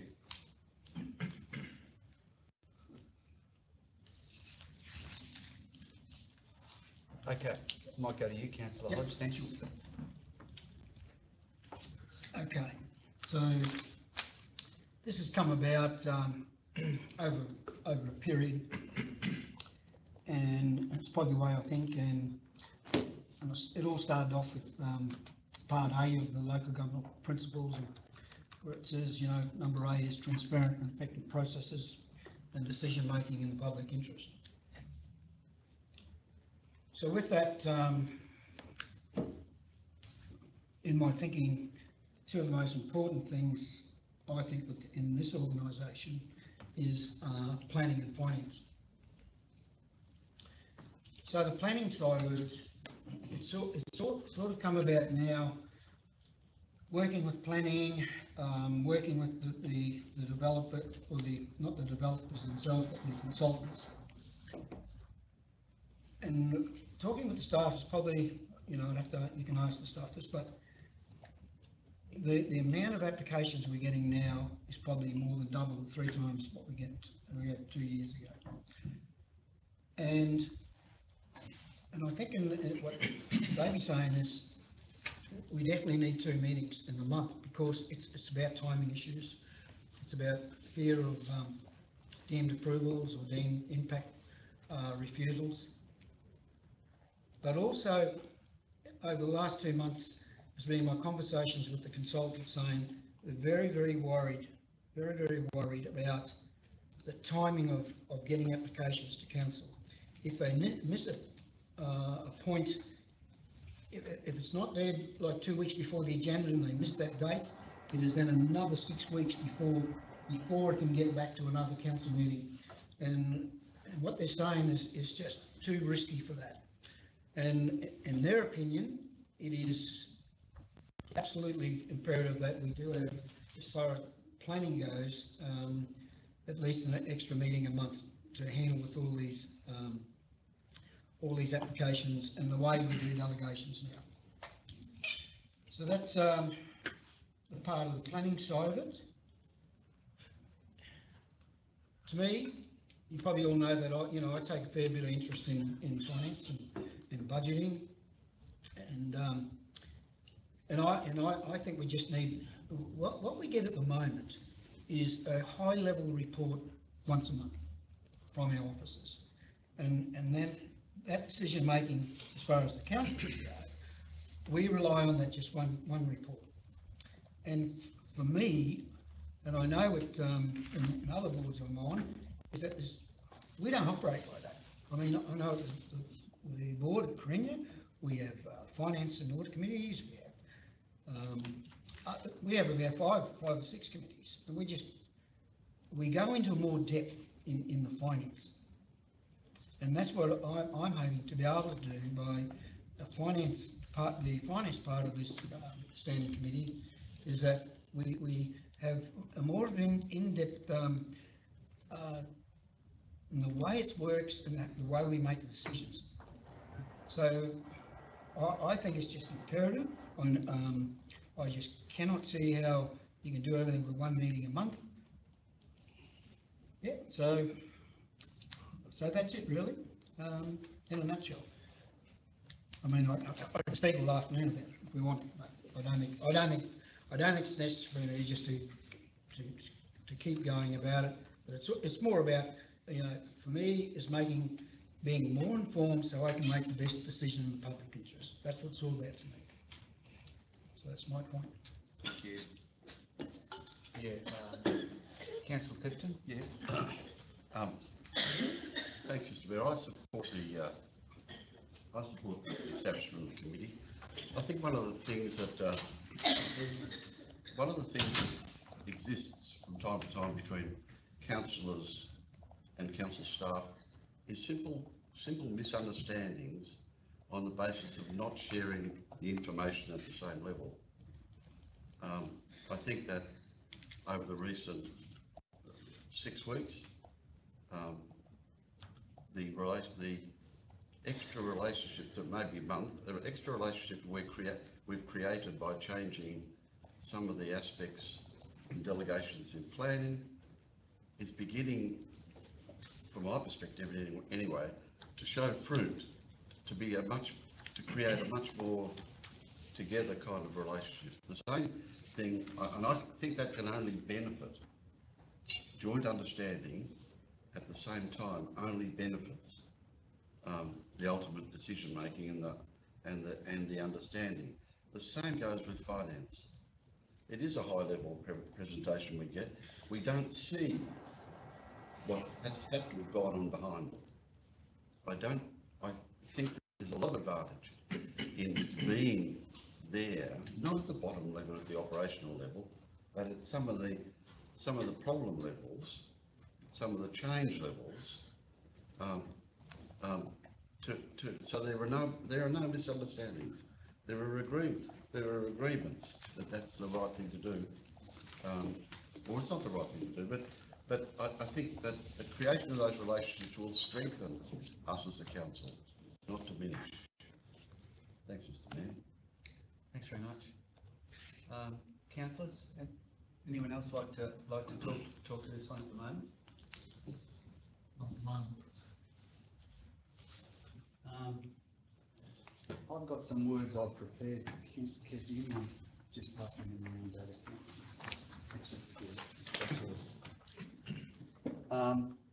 I think this is really important, councillors, and I don't want us to rush through it. I mean, I think we need to have the discussion. But look, I can't agree with the proposal. I respect Councillor Hodge and Councillor Pecton's views, but I don't agree with them. And I think this is really important. This is, you know, for a council where we're at the moment, this is not the right way to go. You know, we've got the CEO's been here for probably 18 months. Changes are happening. The organisation is starting to respond in a way that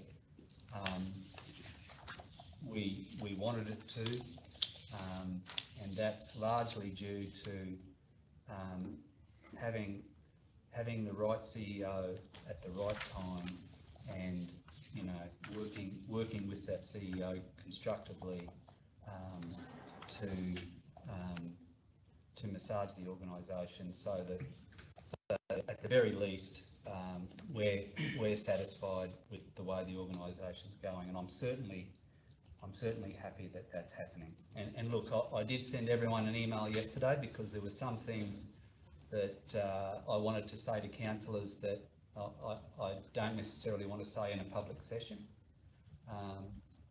but it's really important. That's why I sent the email yesterday. I wanted to explain those things, which I probably won't cover most of those things today.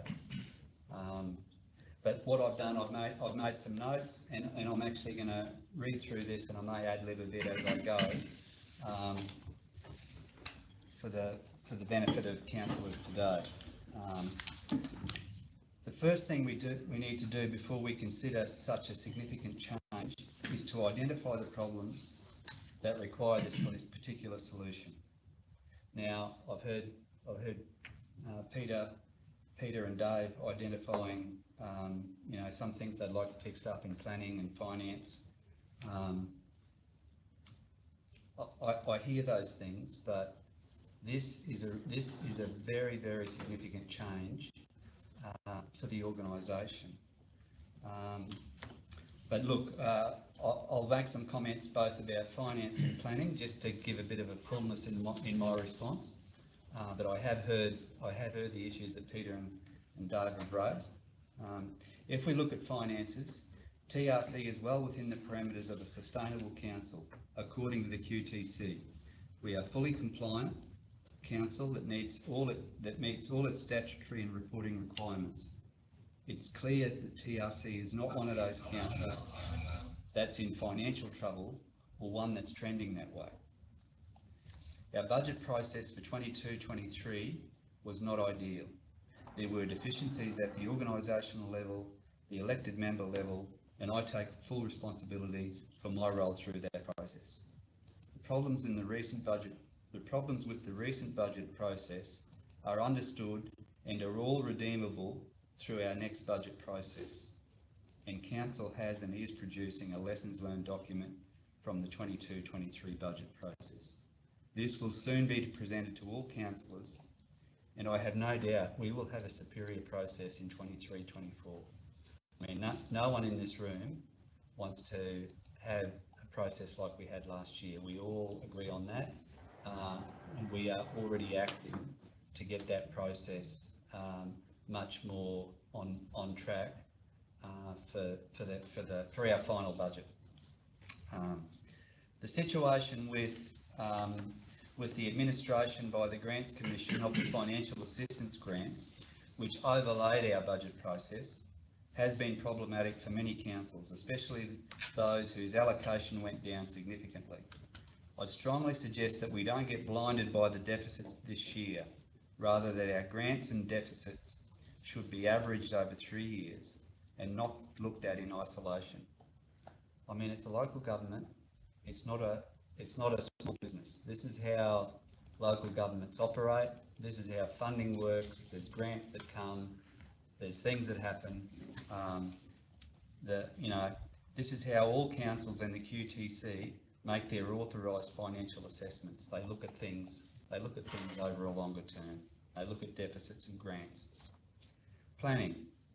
This council, this organisation is currently moving towards a much improved way of delivering on planning. The CEO is working closely and constructively with council to make our org structure, our delegations and our customer interface generally more attuned and responsive to customer and community expectations. The change that we've asked for as a councillor group is underway. It's happening. The organisation is moving in the right direction, and I strongly challenge the view that more planning decisions should be coming to statutory meetings than they currently are. This is not how we deliver to customers in an efficient or more timely way. Notwithstanding, in the interest of openness and accountability, the CEO has exercised discretion to take planning decisions to councillors where delegations already exist. Our task as elected members is to ensure that the organisation understands and reflects our wishes. It's counterintuitive for elected members to be on to take on more and more decisions when we want the organisation to be more agile and responsive. For us, it's about leading, empowering and partnering with the CEO to get the organisation that best fits the community and times. The case to take the TRC from 12 statutory meetings per annum to 24 has not been made. It's a very big call to double our meetings. The idea of a statutory finance and planning committee serves as a proxy for doubling our ordinary council meetings. I mean, the scope of finance and planning is huge. So if we're gonna have an extra meeting that covers finance and planning, that's huge. For an organisation this size, who's currently, operating a fairly tight ship, certainly in our finance and planning, this is a big call. We need to ask ourselves if we want to operate like a board of directors, working directly and constructively with the CEO. I'll leave you all to ponder what the alternative to that is. Finally, councillors, I'll wrap up. The problems leading to this notice of motion have not been clearly articulated for me. I did hear what Peter and Dave said, but for me, the justification is not there. The case for such a change to our meeting schedule has not been made. The suggestion that we can go from 12 meetings per year to 24 is doable, but there has to be major benefits. I can't see that. It means we'll have 24 meetings, and I'd suggest 24 pre-agendas. We'll move from a 4-week cycle to a 2-week cycle.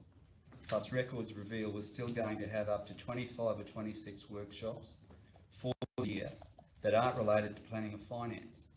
And this doesn't include presentations to councillors, which also get into our diary pretty routinely. The organisation's capacity will be diminished. As a council, we would be moving away from a board of directors model. Councillors, I strongly urge this is not the way we should be heading. I don't think this is smart. This is not looking forward, this is looking back and spinning the wheels. That's what we're doing, looking backwards and seeing how much rubber we can burn up. I don't believe it's the right time for this organisation to do it. I think we should be supporting our CEO and with the work that's not only been done, but the work that's underway and scheduled. I think we're on a good trajectory. That's my view.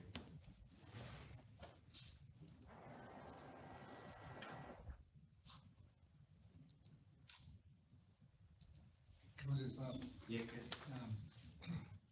In some of your comments there about a case hasn't been put forward, can I ask Peter, can you elaborate on what his thoughts, processes are there?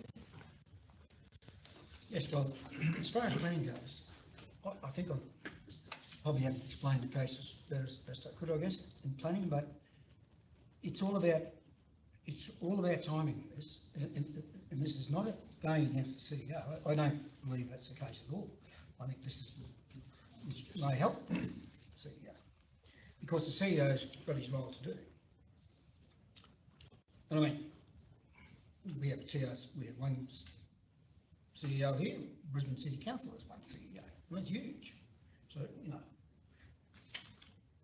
what it is about in the finance part is the shift. This is the change, the shift to where the amount of applications we were getting previously has, I don't know, I'd have to ask maybe the managers of things, has it doubled at least in the last year or more than tripled, I would say.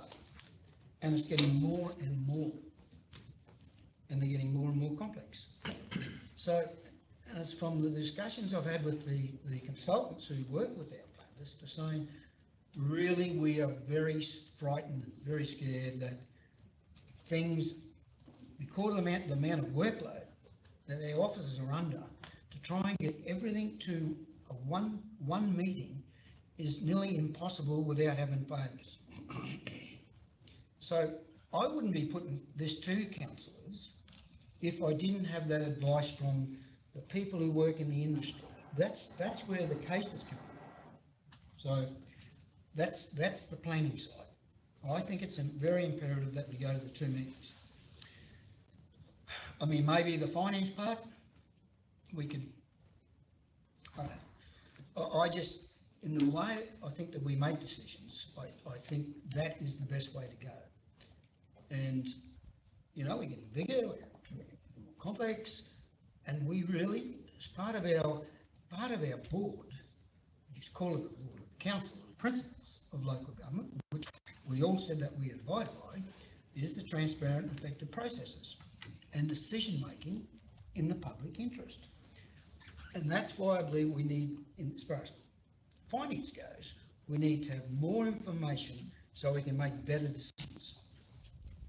So that's the point. And I'd just like to say one more thing in the terms of reference, which we purposely put there, is that each year the committee will undertake a formal assessment of performance against the terms of reference.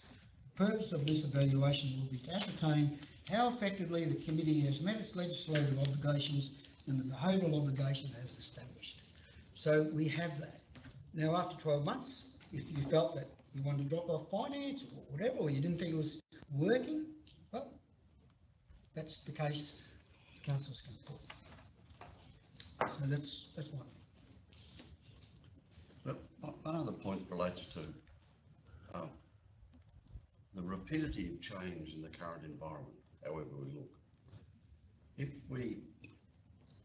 people, contractors, employers, developers, all have relationships with banks. The relationships with the banks are critical to these kinds of to any of these things going ahead. We know that we've had 5 interest rates in a row where they're talking about another interest rate rise of 0.5% next week. Now, if we delay our processes inadvertently to 6 weeks, there could easily be, there's typically going to be significant inflation rises during that period. I just put some fuel in my car today at $2.35 a litre. I couldn't have enough in my bank account to fill the car up. I put in $100 worth rather than $180 worth. And that one's happened overnight. But we have an obligation to the people who want to develop in our region to be as responsive as we reasonably and professionally can be. And I see the planning side of it, being the ability to get it through, get it done, never have a deemed, never try and not approach a deemed approval, support our staff and the pressure they're under, and I see the planning side of it actually supporting our staff, not creating extra problems for them. I think that's what it will do. Bring us closer together, as I said. With the finance aspect, again, I see it as a sharing of problems. The financial situation is changing daily. It doesn't matter. And we need to be involved in that change. Our staff are involved in that change. If we're involved through a committee process, so we know what's happening, it's a much better operating picture.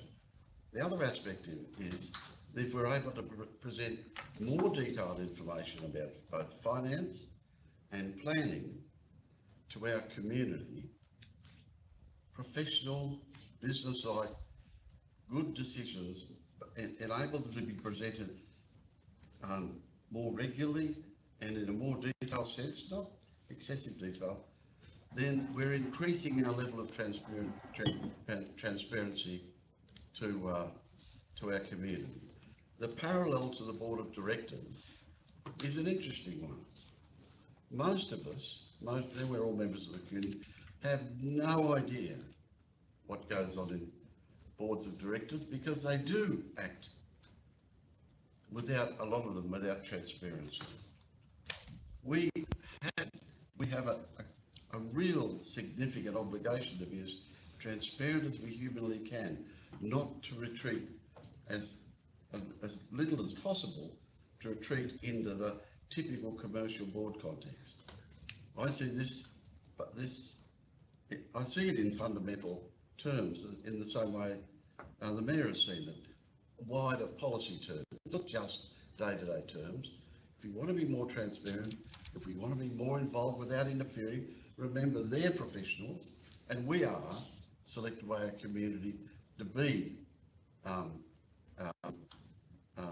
committed and understanding, then we're not going to clash at all. Not that anyone's suggested that. We will dovetail together and it will be a better and more efficient picture for our residents, as well as the developers, the financiers, etc., etc., etc. I strongly support the view, and I don't think there's anything I've said now is in contraindication to anything I've said before. Openness, transparent, better decision making comes through cooperation. Okay, 2 meetings a month will not and does not make us more transparent than we are now. 6 years ago, the previous council tried to council meetings a month and it ended up stopping then because sometimes we only had 2 items and it was a lot of work on staff to set up 2 meetings, and the CEO, I'm sure, can call a meeting if required if there are many planning issues to be discussed. Yeah, I might go to Councillor Bilney, then we'll come to the CEO because I've got some questions for the CEO as well. Through the chair. In my view, there's a few issues that need to be resolved with the proposed committee. Tablelands Regional Council is one of the smaller Category 3 councils in the LGA, which is not uncommon to hold just one meeting per month. The larger councils most certainly have merit with additional meetings because they'd have substantial agenda items to deal with. This is in two parts. So from a planning perspective, I can see the external benefits by having this meeting with applications coming into council potentially 2 weeks earlier. Internally, I understand that reports have to be written in any case, and that there is no real additional burden as such on officers other than the costs associated with the holding of another meeting. This means that some staff will be taken away from their day-to-day duties. I would potentially look at this further, not currently, because I think the Mayor has actually highlighted some issues that are currently underway, which I think they need to have time to play out and see how they work. From a finance perspective, I'm really bamboozled about having a committee for it. I'm not sure what's trying to be achieved. The present process of reporting is basically looking backwards. Council was asked to note the report and has no ability to change historical results. This report is then also presented to the Audit Committee to further run the ruler over it. There's recently established PMO office, which also has input and access to the financial aspects of capital projects. Presently, those financial reports take considerable time and effort, and generally must meet, and generally only just meet the monthly deadline. I have serious concerns as to the capacity of the finance team to collate additional data, which again is looking into the reversing mirror, and we can't change the results. For these reasons, I cannot understand what the expected outcomes are being sought. I do have a few questions to raise to the movers of the motion. What sort of information will be sought for the additional meeting? Is it similar to that's currently being received on a monthly basis?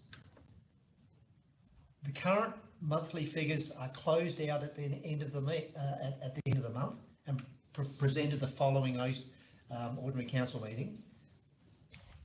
Is it an attempt to be able to deal with the complex issues quicker, which presently could occur through the special general meeting process? Is the current report that is being prepared for monthly council meetings still required if a second meeting is held? So there's a few things that I'm not quite sure.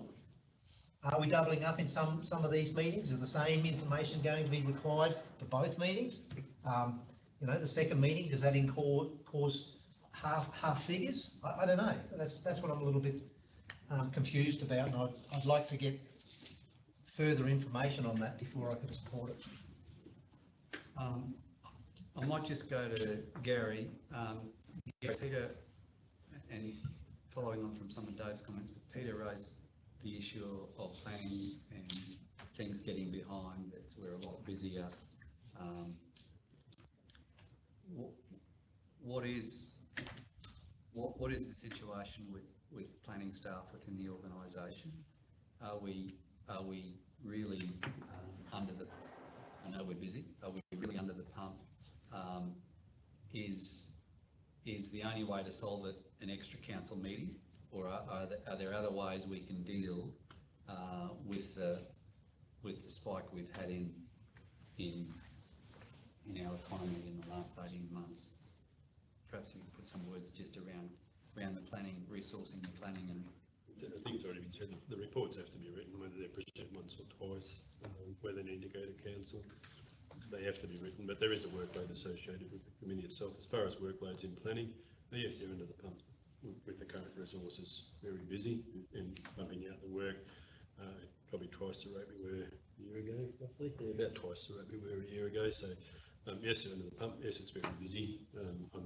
We can't have special meetings when they're called, and I think we may have done that once, I think, for an occasion. We can have special meetings when they're required.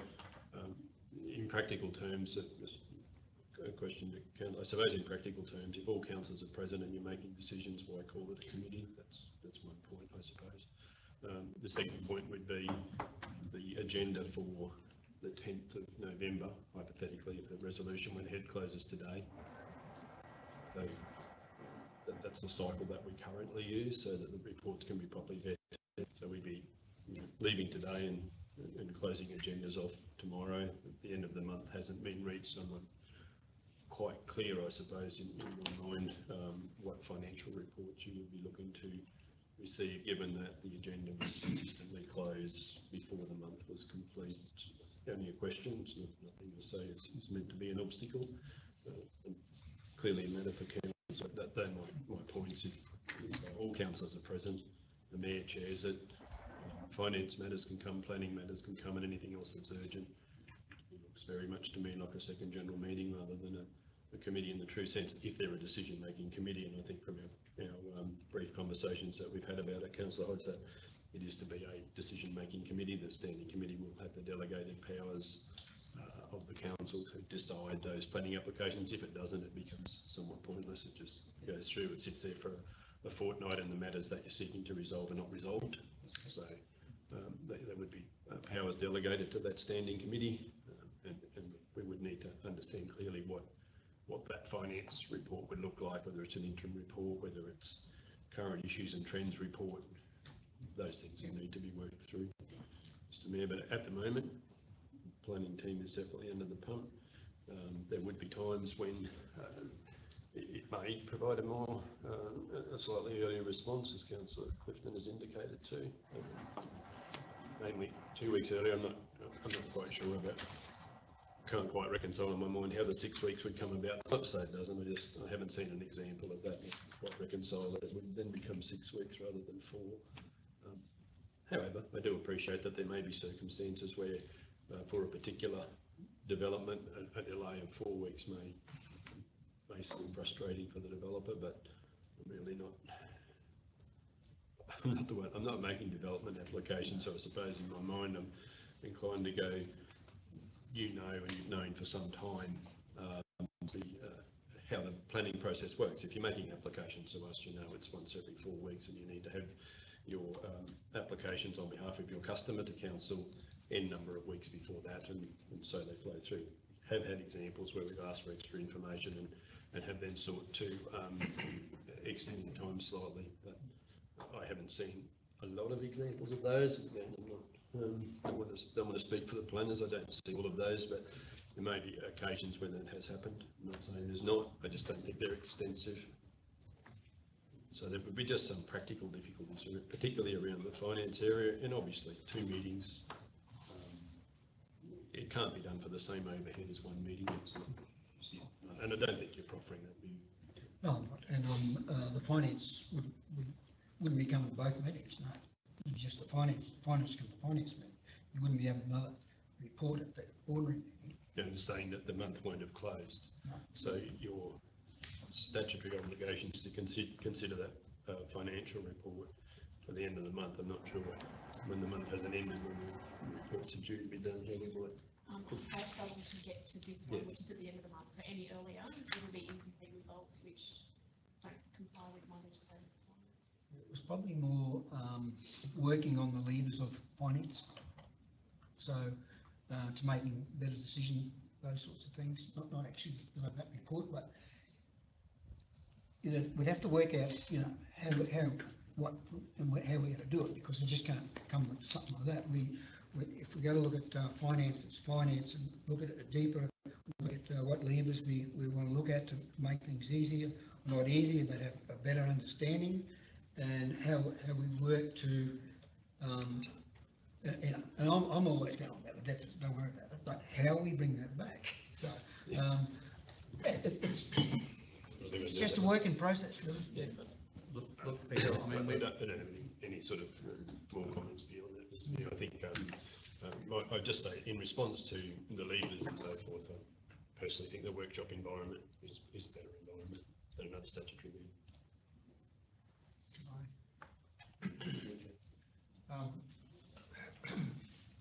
I can understand the planning planning side of things, like having another statutory meeting, having meetings every 2 weeks to deal with, excessive planning applications, I can go along with. And, because if we just look at the agenda that we have in front of us today, there's 16, I don't know how many, can't remember exactly how many planning items, there was quite a few, and large planning items. It took a long time to go through, from my point of view.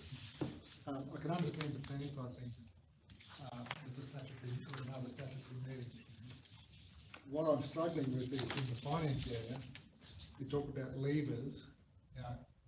What would we gain by having a statutory meeting where we get a finance report? When we get a finance report now and information in there, I think listening to all the comments now, I think we have a handle on the capital. The capital, I think we have a good handle on. It's pretty straightforward. But with the operational part of the budget, which is the bit that I think everybody's referring to, is sort of the unknown and is getting away from us. Is that what levers do we need to pull? And I think that through the service review, that's going to highlight areas of where we can pull some levers and make decisions on how we bring back that operational expenditure through our services review. We haven't got that yet, and we're not getting that until December, I believe. End of November, early End December. of November. So having a statutory meeting and getting a finance report, what are we going to get? I mean, we're going to get something similar to what we're already getting. Does that help us adjust those levers?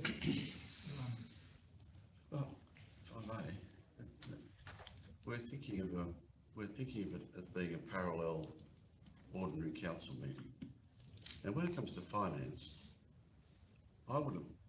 my expectation, I'm not expecting a full set of financial documents at a committee meeting. I'm expecting, because the areas of council operations that would fall within the scope are as follows: finance and budgeting matters. Now, the agenda of this process, of this committee, will be controlled by the CEO, like other agendas are. And he may decide to refer a financial matter, but he may not decide to refer a financial matter. And it could be an emerging matter.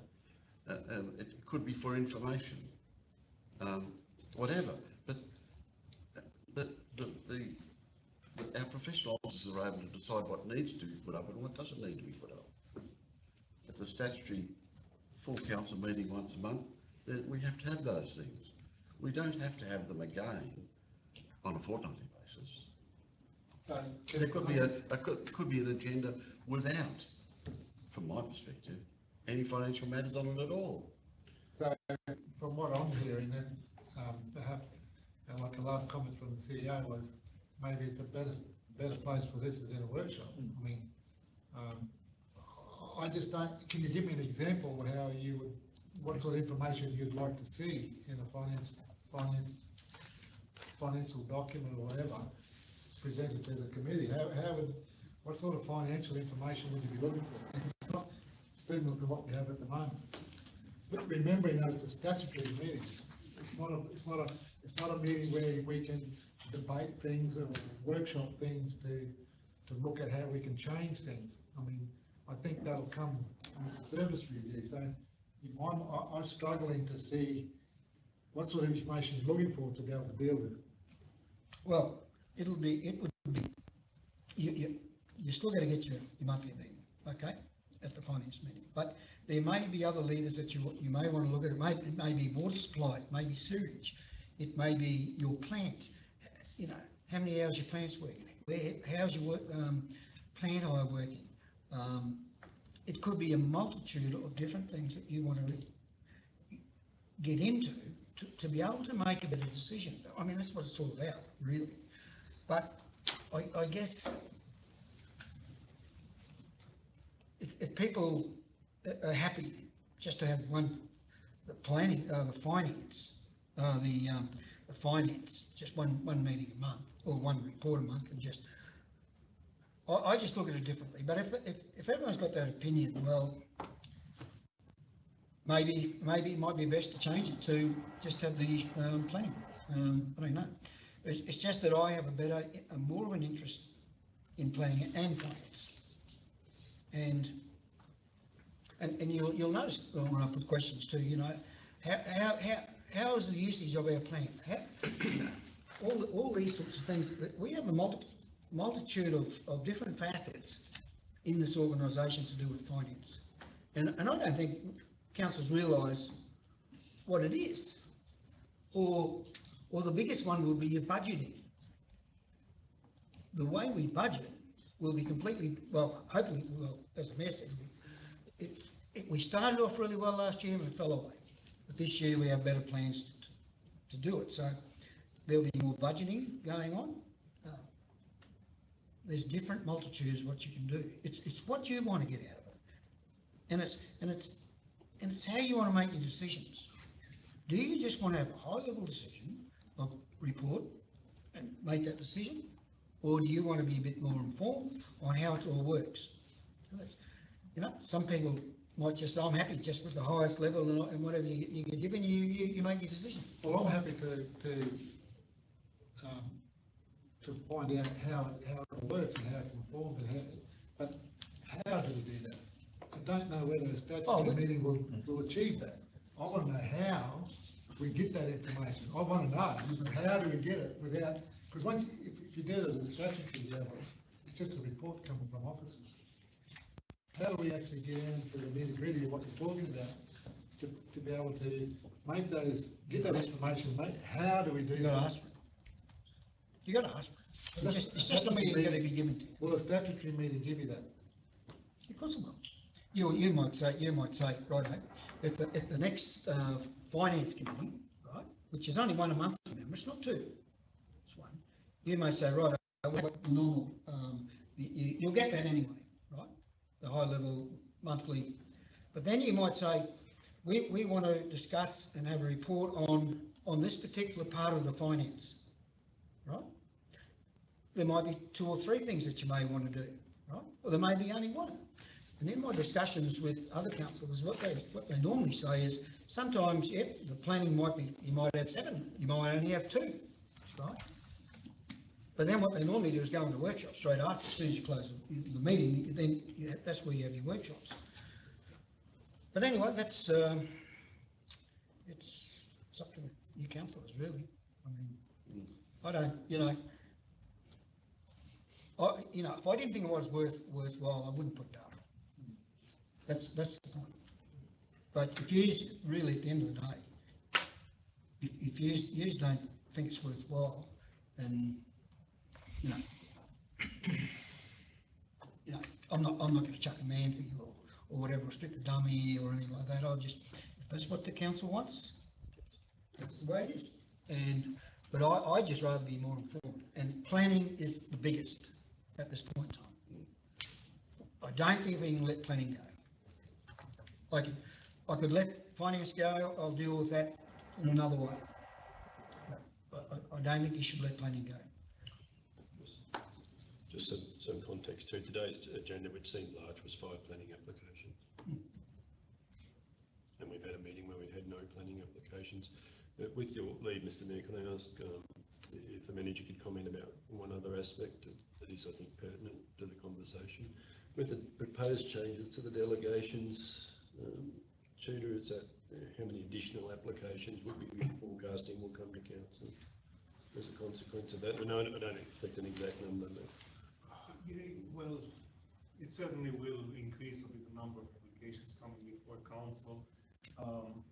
I couldn't give you a number or make an estimate at this point in time. However, certainly there are circumstances where an additional meeting would be beneficial, but I highly doubt that will be the case every month, and that's what experience has shown with the previous council as well.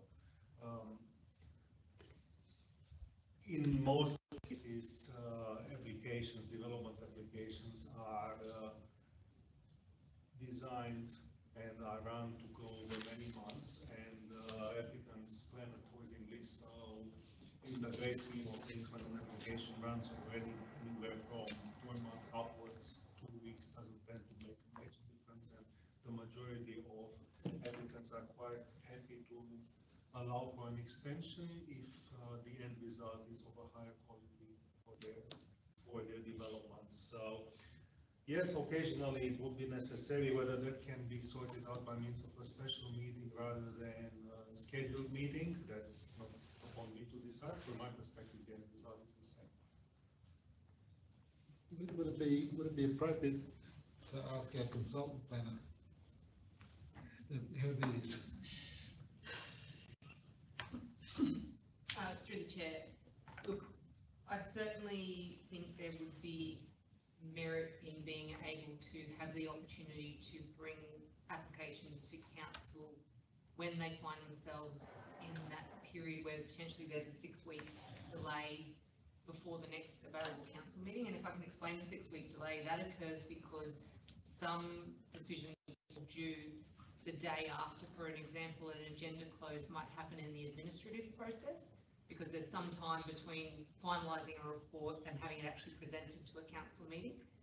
And so if it falls due on that last date, for example, it has to go through a full 6-week cycle before it actually hits another council meeting.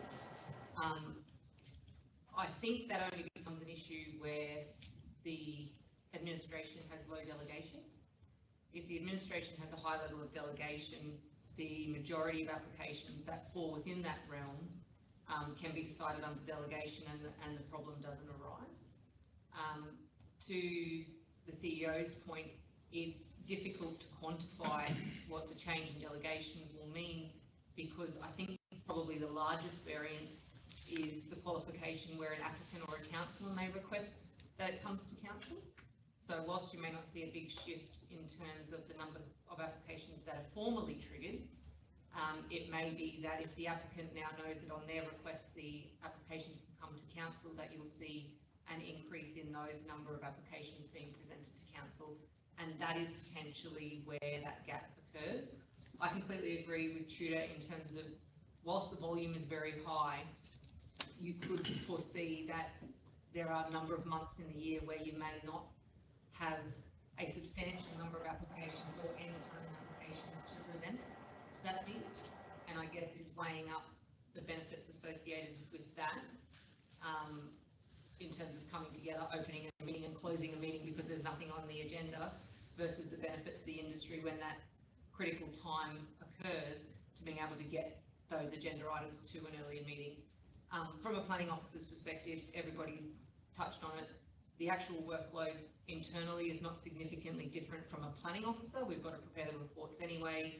They've got to be prepared by a deadline. It probably actually shifts the burden across the month rather than having everything fall due at the end of the month. But then there's a whole lot of other administrative components for a business that go into pulling an agenda together outside of just planning officers drafting reports. So that's not a yes or no. That's it's probably a decision for a balancing act. I certainly think the industry would support it, but that's got to be weighed up with the cost and the impost to the organisation. Sorry, just want to comment, and just balance against the ability to have those meetings in the months that they're needed. What was that again?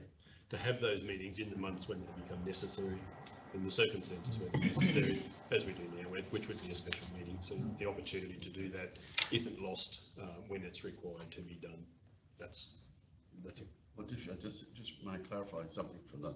As a standing committee, you're required to meet each month, even if there's nothing on the agenda, for the purpose of showing to the public record that the standing committee has met and then declares itself shut and gone. You can't just call her off beforehand, in other words. I'd have to take that on notice. I don't think so. That you would have to actually, if you say it meets monthly, it meets monthly. You put that in terms of reference in it, and the meeting would have to take place, regardless of how small the agenda might be. And I think Councillor Hayden's already covered off the history in that regard. Is it possible then to call special meetings more frequently, as opposed to not And like, what would be the trigger if if a developer come to our planners and said, oh, I just missed the deadline and I've got to wait another 6 weeks? Can that be a trigger to have a special meeting to deal with an application? I mean, as opposed to having designated statutory meetings every month. Yeah. It has been how we've been operating it, but I think I can only remember since I've been here. I don't know. And that's where it had to be The done. other ones were budgets, were contracts, sorry. Yeah, where we needed to do it, we've done it. Obviously, Better Together was another example that fell slightly out and may have fallen to this committee as a planning matter more generally. So would it be more prudent to recognise that we can use the special meeting process more often without fear or favour?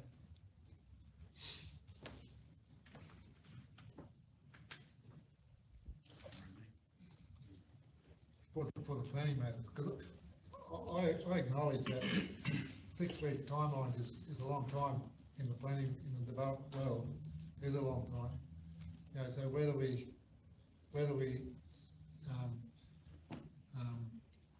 use the special meeting facility more than what we have been to deal with these excessive applications when they arrive, you know, as opposed to, oh, the one that's going to be deemed approved, then we call a special meeting. Can we use the special meeting facility more to deal with the every day-to-day applications that have come in that are going to have to wait that 6-week time frame? We'll just go to Mark. Just through the chair, thank you. I want to clarify the 6 weeks. The 6 weeks is an extreme case in my view. Even this month, we had a couple of reports that went well past the internal review deadline and basically got added on the agenda on the day that they were published or at least made available to you.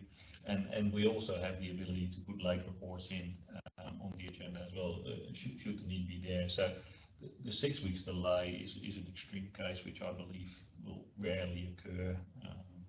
Yeah, obviously, if a planning application just misses the deadline of the actual meeting, then yeah, it's at most a 4-week delay, but the 6 weeks will happen.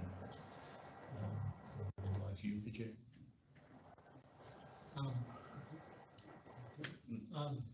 I understand that, Mark, but I'm looking at it from a developer's point of view.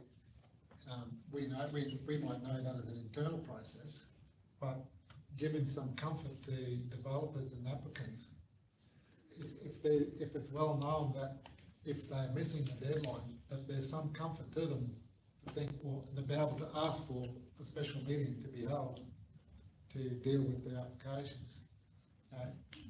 Hearing what Kelly said from an outsider's point of view, the developers would, I think, grab this with 2 hands. So rather than just us knowing the processes in here and saying, oh, we can have a special meeting or we put it as a late report, I don't know whether that gives the developer or the applicant that level of comfort. So, I hear what you're saying is that if we make a statutory meeting, say you have one every month, and offset from the ACM, then we won't have it whether there's applications there or not. And that's going to put a burden on our organisation. So, I agree that we need to do something. Just the best way to go forward, how to do that. I just seek a little point of clarification from the CEO, I think. My summary before, I wasn't sure whether I put it across clearly or not, was that terms of reference say that financial matters, it basically may or may not. In other words, if you don't want to refer it, but that doesn't mean that every standing committee there would be a full set of financial documentation. That was not my plan. But if there were matters which you thought, in your judgment, would be better shared in advance of a more formal, put in a formal atmosphere. Would it work like that? In other words, if there was a standing committee meeting with one planning matter on it or something, if you didn't want to lead onto the agenda a financial matter, you wouldn't be required to, would you? No. Can I I just want to draw council's attention to what the definition of a standing committee is. I'm sure across it, that was brought to others. A standing committee of a local government means a committee of its councillors that meets to discuss the topic decided by the local government when establishing the committee. So there is some degree of, I guess, certainty that should be provided around what it is that we're discussing. That's all. I don't want to prolong the discussion, but there does need to be some degree of certainty what you're asking us to put forward, so that we don't end up in situations where I just decide. Yeah, of course. But, yeah, so there needs to be some degree of certainty. And I suppose when you mention finance in local governments, I've worked in where a finance committee has existed. It's absolutely about the statutory financial reports, and they're considered by the committee prior to the council. And most of those circumstances where the finance committee met, I think, going from memory now, but the committees met on Monday, council decided the matters on Friday, and that it was a process that to allow more questioning through the committee process, and then they went on up to council for endorsement on the Friday. Haven't worked in one where a standing committee of finance and planning, for example, actually made decisions. I'm not saying that it's not done, it likely is, but I just haven't worked in that environment. So when it has arisen previously, my advice has always been have two general meetings, and I'm not giving that advice today, but if it looks like a general meeting, it should be a general meeting. Would it be better, to amend the motion to words to some effect, like that we resolve to utilise the special meeting process more to deal with excessive planning matters, and then for finance, you have a finance committee similar to you have your audit committee and those other committees, but it's not a statutory meeting, would it? And then that way you can ask the questions that you want to ask and ask for the information that you want in that committee meeting for finance. Would that be a better way to go as opposed to statutory? I'll just go to Councillor Billy and then we'll come back to Kev. Just a point there, Kev, comment. If you've got to ask a question of the finance team, why can't we just do it through an email and get the information direct? Oh, I'm talking about, I think where Peter's coming from is that you want to be able to have a bit better of or terms of better words, a deep dive down into the operational finance, where the money's being spent and how it's being spent in the operational side of things. And this is where the service review is going to come into play as well. And I think it may be good timing to create this in conjunction with the service review, because the service review is going to, typical example is that at the moment you might get your bin picked up twice a week. Through the service level review, we might say, I only want to pick up that bin once a week. But we're not getting down into the operational side of things where we tell them how to pick the bin up. All we're saying is we don't want to pick it up twice, we picked up once. We don't care how you do it, pick it up once. And I think if you had a finance committee that looks at the things that you want to look at and see where our money's being spent and how it's being spent, I think that's going to go hand in hand with the service level review and keep it separate from planning. And then, through a motion like this here, that we recognise that we can use our special meeting processes more, may give comfort to the developers outside once they see that resolution. That's my thought. It's probably best that, We'll go Peter then.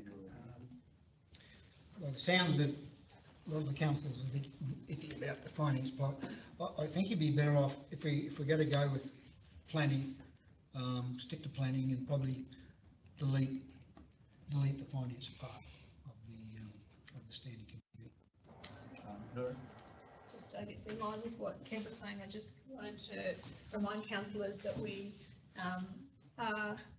will, at the beginning of next month, have at the first of the regular workshops with the all of the service managers with the deep dive into their expenditure, monthly expenditure. So you know, we paused them last year. Council has asked them to be paused until the new financial year, so that's kicking off again now. So you do have that happening as well, those regular workshops.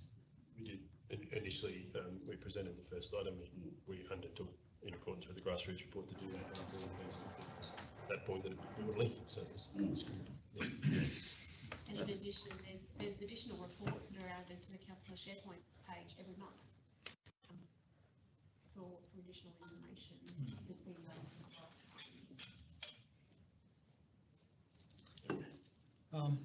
I'm prepared to take finance out and just have the standing plan committee if everyone's happy with that, and see how it goes. And as you say, if it works, it works. If it doesn't, well, so we'll do an evaluation of it after 12 months. Yeah, look, I haven't been convinced, Peter. I don't think that the need is there. I mean, I think we have been getting more information from planning and finance in recent times. So I think That only tells us what's coming in. Yeah, I mean, I think you know the special meeting idea is a useful one, but that's one we're doing anyway. I mean, we're getting, you know, we get advice from Gary when something needs to be dealt with, and you know, we call a special meeting when we do it. So we're doing that anyway, and I don't think, you know, that I understand developers, you know, there's a lot of urgency in what they do, but I think, you know, I can't see the justification for the extra burden. The case hasn't been made for me. For me, we're not there yet, and we have made significant gains in the last 12 to 18 months. We have come a long way.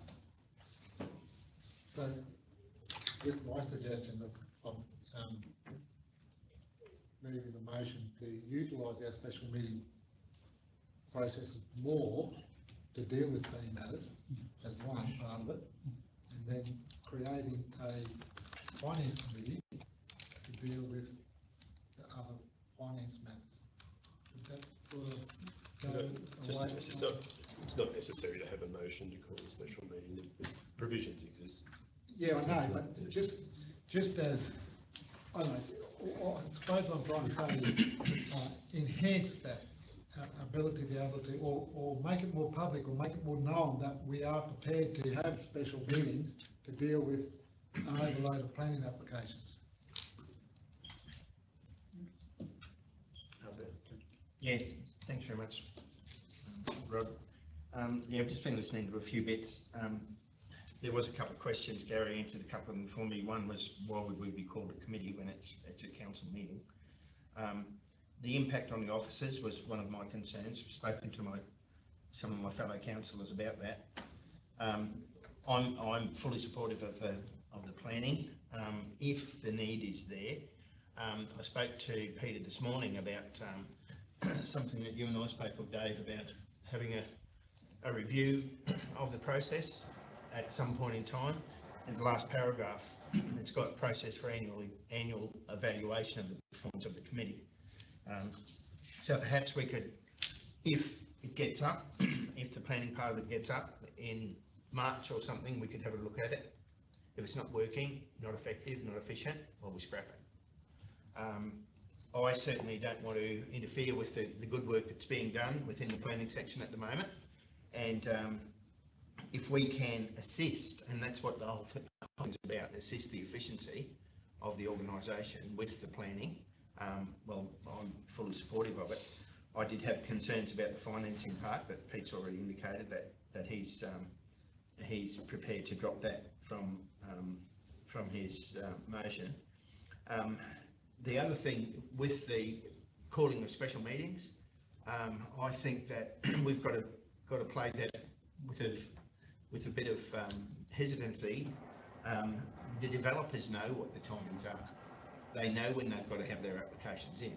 If we make it known that we can call a special meeting at their beck and call, they won't care about the recognised timings of their applications. They'll just put it in when they decide to put it in. So I think that's something we've just got to bear in mind. Yeah, it's about it for me. I was going to ask for information from Erica, Kelly, Tudor, and then yourself, Gary, but we've gone through all of those in a different format anyway, so, yeah. Just one point of clarification with what Bernie said, with developers being able to call a meeting that they can call. I mean, some of the timelines are outside of their hands, because they have to make, like if there's an MCU for something or whatever, and you've got concurrence agencies out there, those concurrence agencies can be outside of the developer's hands for control of time. And if they lag, then it lags the application as well. But that's not the developers just taking disregard of the timing. But I'm positive that out there within the organisations that will happen. If it becomes known that we will just call a meeting because their application has missed the due date. It's just something, and of course that can come up in what Pete's got in the last paragraph, that can come in our evaluation of the process to see if it's going to work.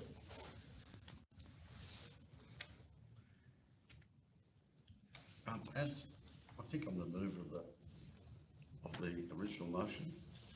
It was a couple of days ago, isn't it? Yeah. I've really listened really intently and can understand.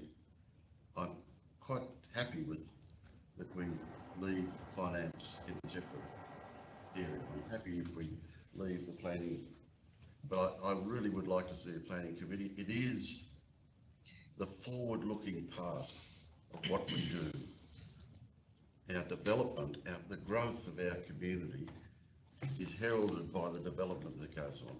Finance is a recording process, in a sense, after the event, and not to take it, not to put it in, but it's in a different perspective. So I'd really like to remain with the planning committee process, to be quite involved in that, respectfully and properly involved in that process. So I'll be happy with the change. And the only other change I might suggest is, instead of as per the attached terms of reference, establish a committee in the terms of reference to be, and the terms of reference to be presented to the next ordinary council meeting for endorsement. And then to remove C, because you can't do anything without an endorsed terms of reference. They're my recommendations to me, but as the mover, as the seconder for the motion, I don't know what. Yeah, we haven't got enough. This will be the first motion. Okay, I'm sorry, yeah.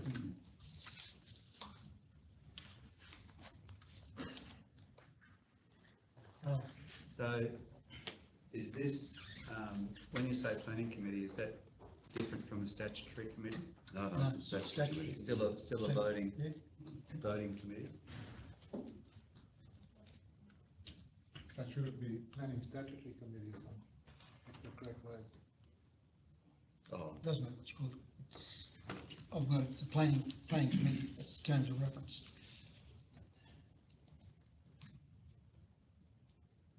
But it says the terms of reference gives it what the authority is. So I'll have to, because of that, yes, I'll have to change the terms of reference. But, well, basically, what it is just the finance comes out. Just finance and budgeting matters is deleted from the terms of reference. That's all we need to do today, and then that will be the terms of reference. and the rest should stay. So would you be, once we deal with this one, will you be making another motion to establish a finance committee, but not a statutory, on a statutory basis, or no? No, not at the moment. We'll have another discussion on how you want to do that. So what would you do, be waiting for the service level report to come Yep. through to Yep. sort of make, Yep. so the timing's a little bit better? Yep. Then we'll go from there. And the only thing I asked, I think in the red, we can change the terms of reference here, because finance just comes out, which is third point of the terms of reference. And I would just like, if this does get up, is Thursday, the 10th of November, a bit ambitious, or I think the first fortnight in December? Yeah, is that right? Yeah, yeah. Okay, December. We'll change that to this, whatever the second Thursday in December is.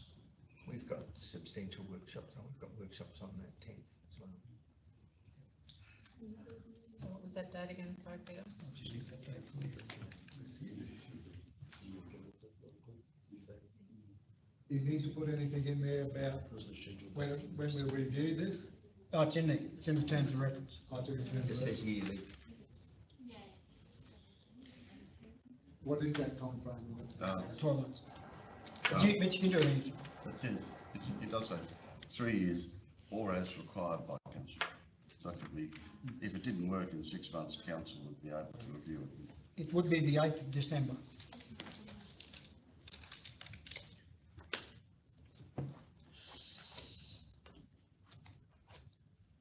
So that red can come out. We'll just change the I'll just put attached amended terms of yes, reference. yep, very good.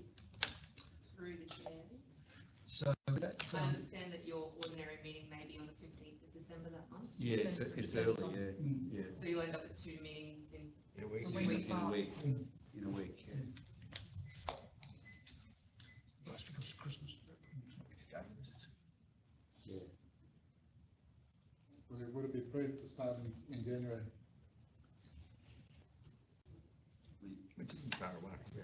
Mr. Mayor, It's never going to be a good time to try and have a No. meeting in the first 2 weeks of the month through this time of year.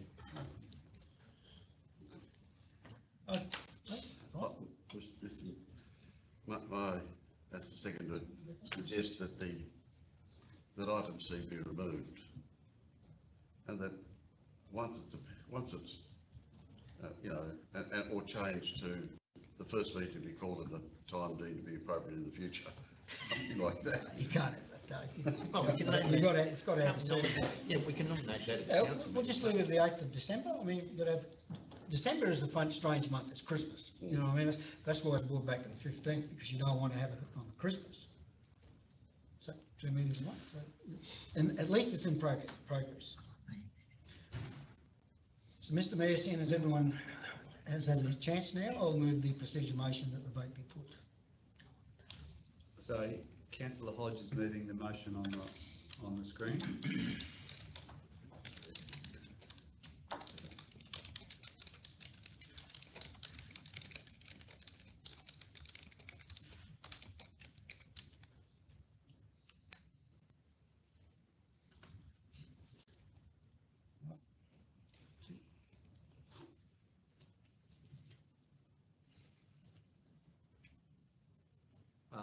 So you councillor Hodge moved procedural motion. Those in favour of the motion up on the screen. That's procedural motion. That's a procedural motion. It is, yeah. Passed.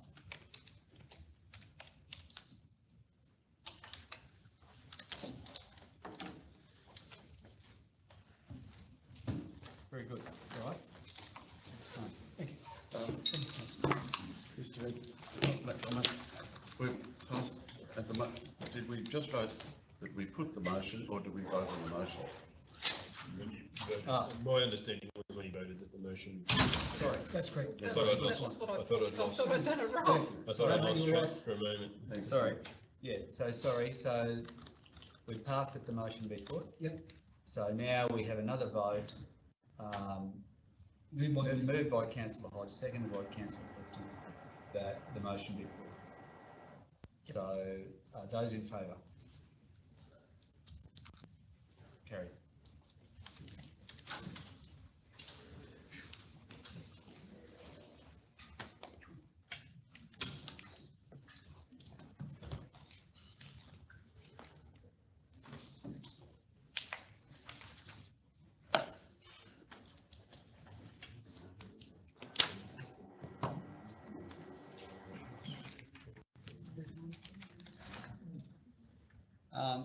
We need to go into is there any business, well, there's business without notice?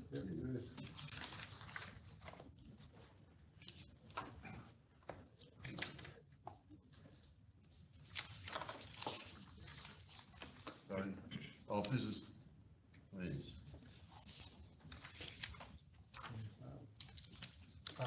Yes, please. We'll go to councillor Cardew first. Yes, thanks, Mayor. I'd like to move a motion without notice. That council write to the Minister for Transport and Main Roads, and the local state member advocating for the remaining single lane section of Upper Bound Road into Melinda to be upgraded to 2 lanes. And the reasons are there, we want to see. So I'd like to move that motion.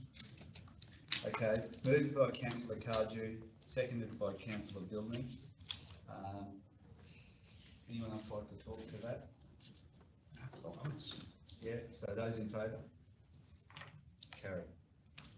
Good. Did you have another one, Keith? Was that the only one? Does anyone else have business without notice? Yes, Mr. Mayor, I have a small business without notice. I think, wait for Jackie to complete, but she should have a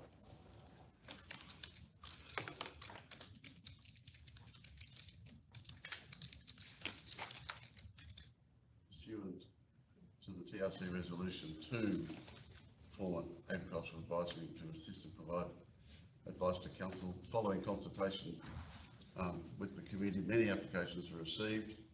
The following people have applied and have been appointed: James Geary, Clayton Lynch, Jason Ward, Richard Cooder, Robert Hamilton, James Geraghty, James Howe, Lawrence Massasso, Marianne Salvetti, Sandra Curcio, Greg English and Colleen McLucas.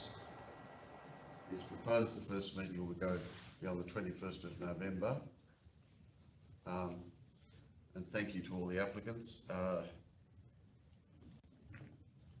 It's taken quite a process. There was many applications. I can't recall off the top of my head. There was 27 or so, and we've selected those people and all of them have said that they'd be happy to be on it, and most of them are very, very well-known agriculturalists who I'm certain will make a significant contribution to the knowledge that's available to us. Thank you, Mr. Mayor. Very good. Moved to councillor Clifton, seconded councillor Wilts. Okay. Those in favour? Carried. Thank you. Any more business without notice? No one talk about finance. Okay, we have, Jackie's got the reasons for going into confidential up there. So can we have a mover go into confidential, please? Councillor Wilts is moving. Do we have a seconder? Councillor Billney. Those in favour? Carried.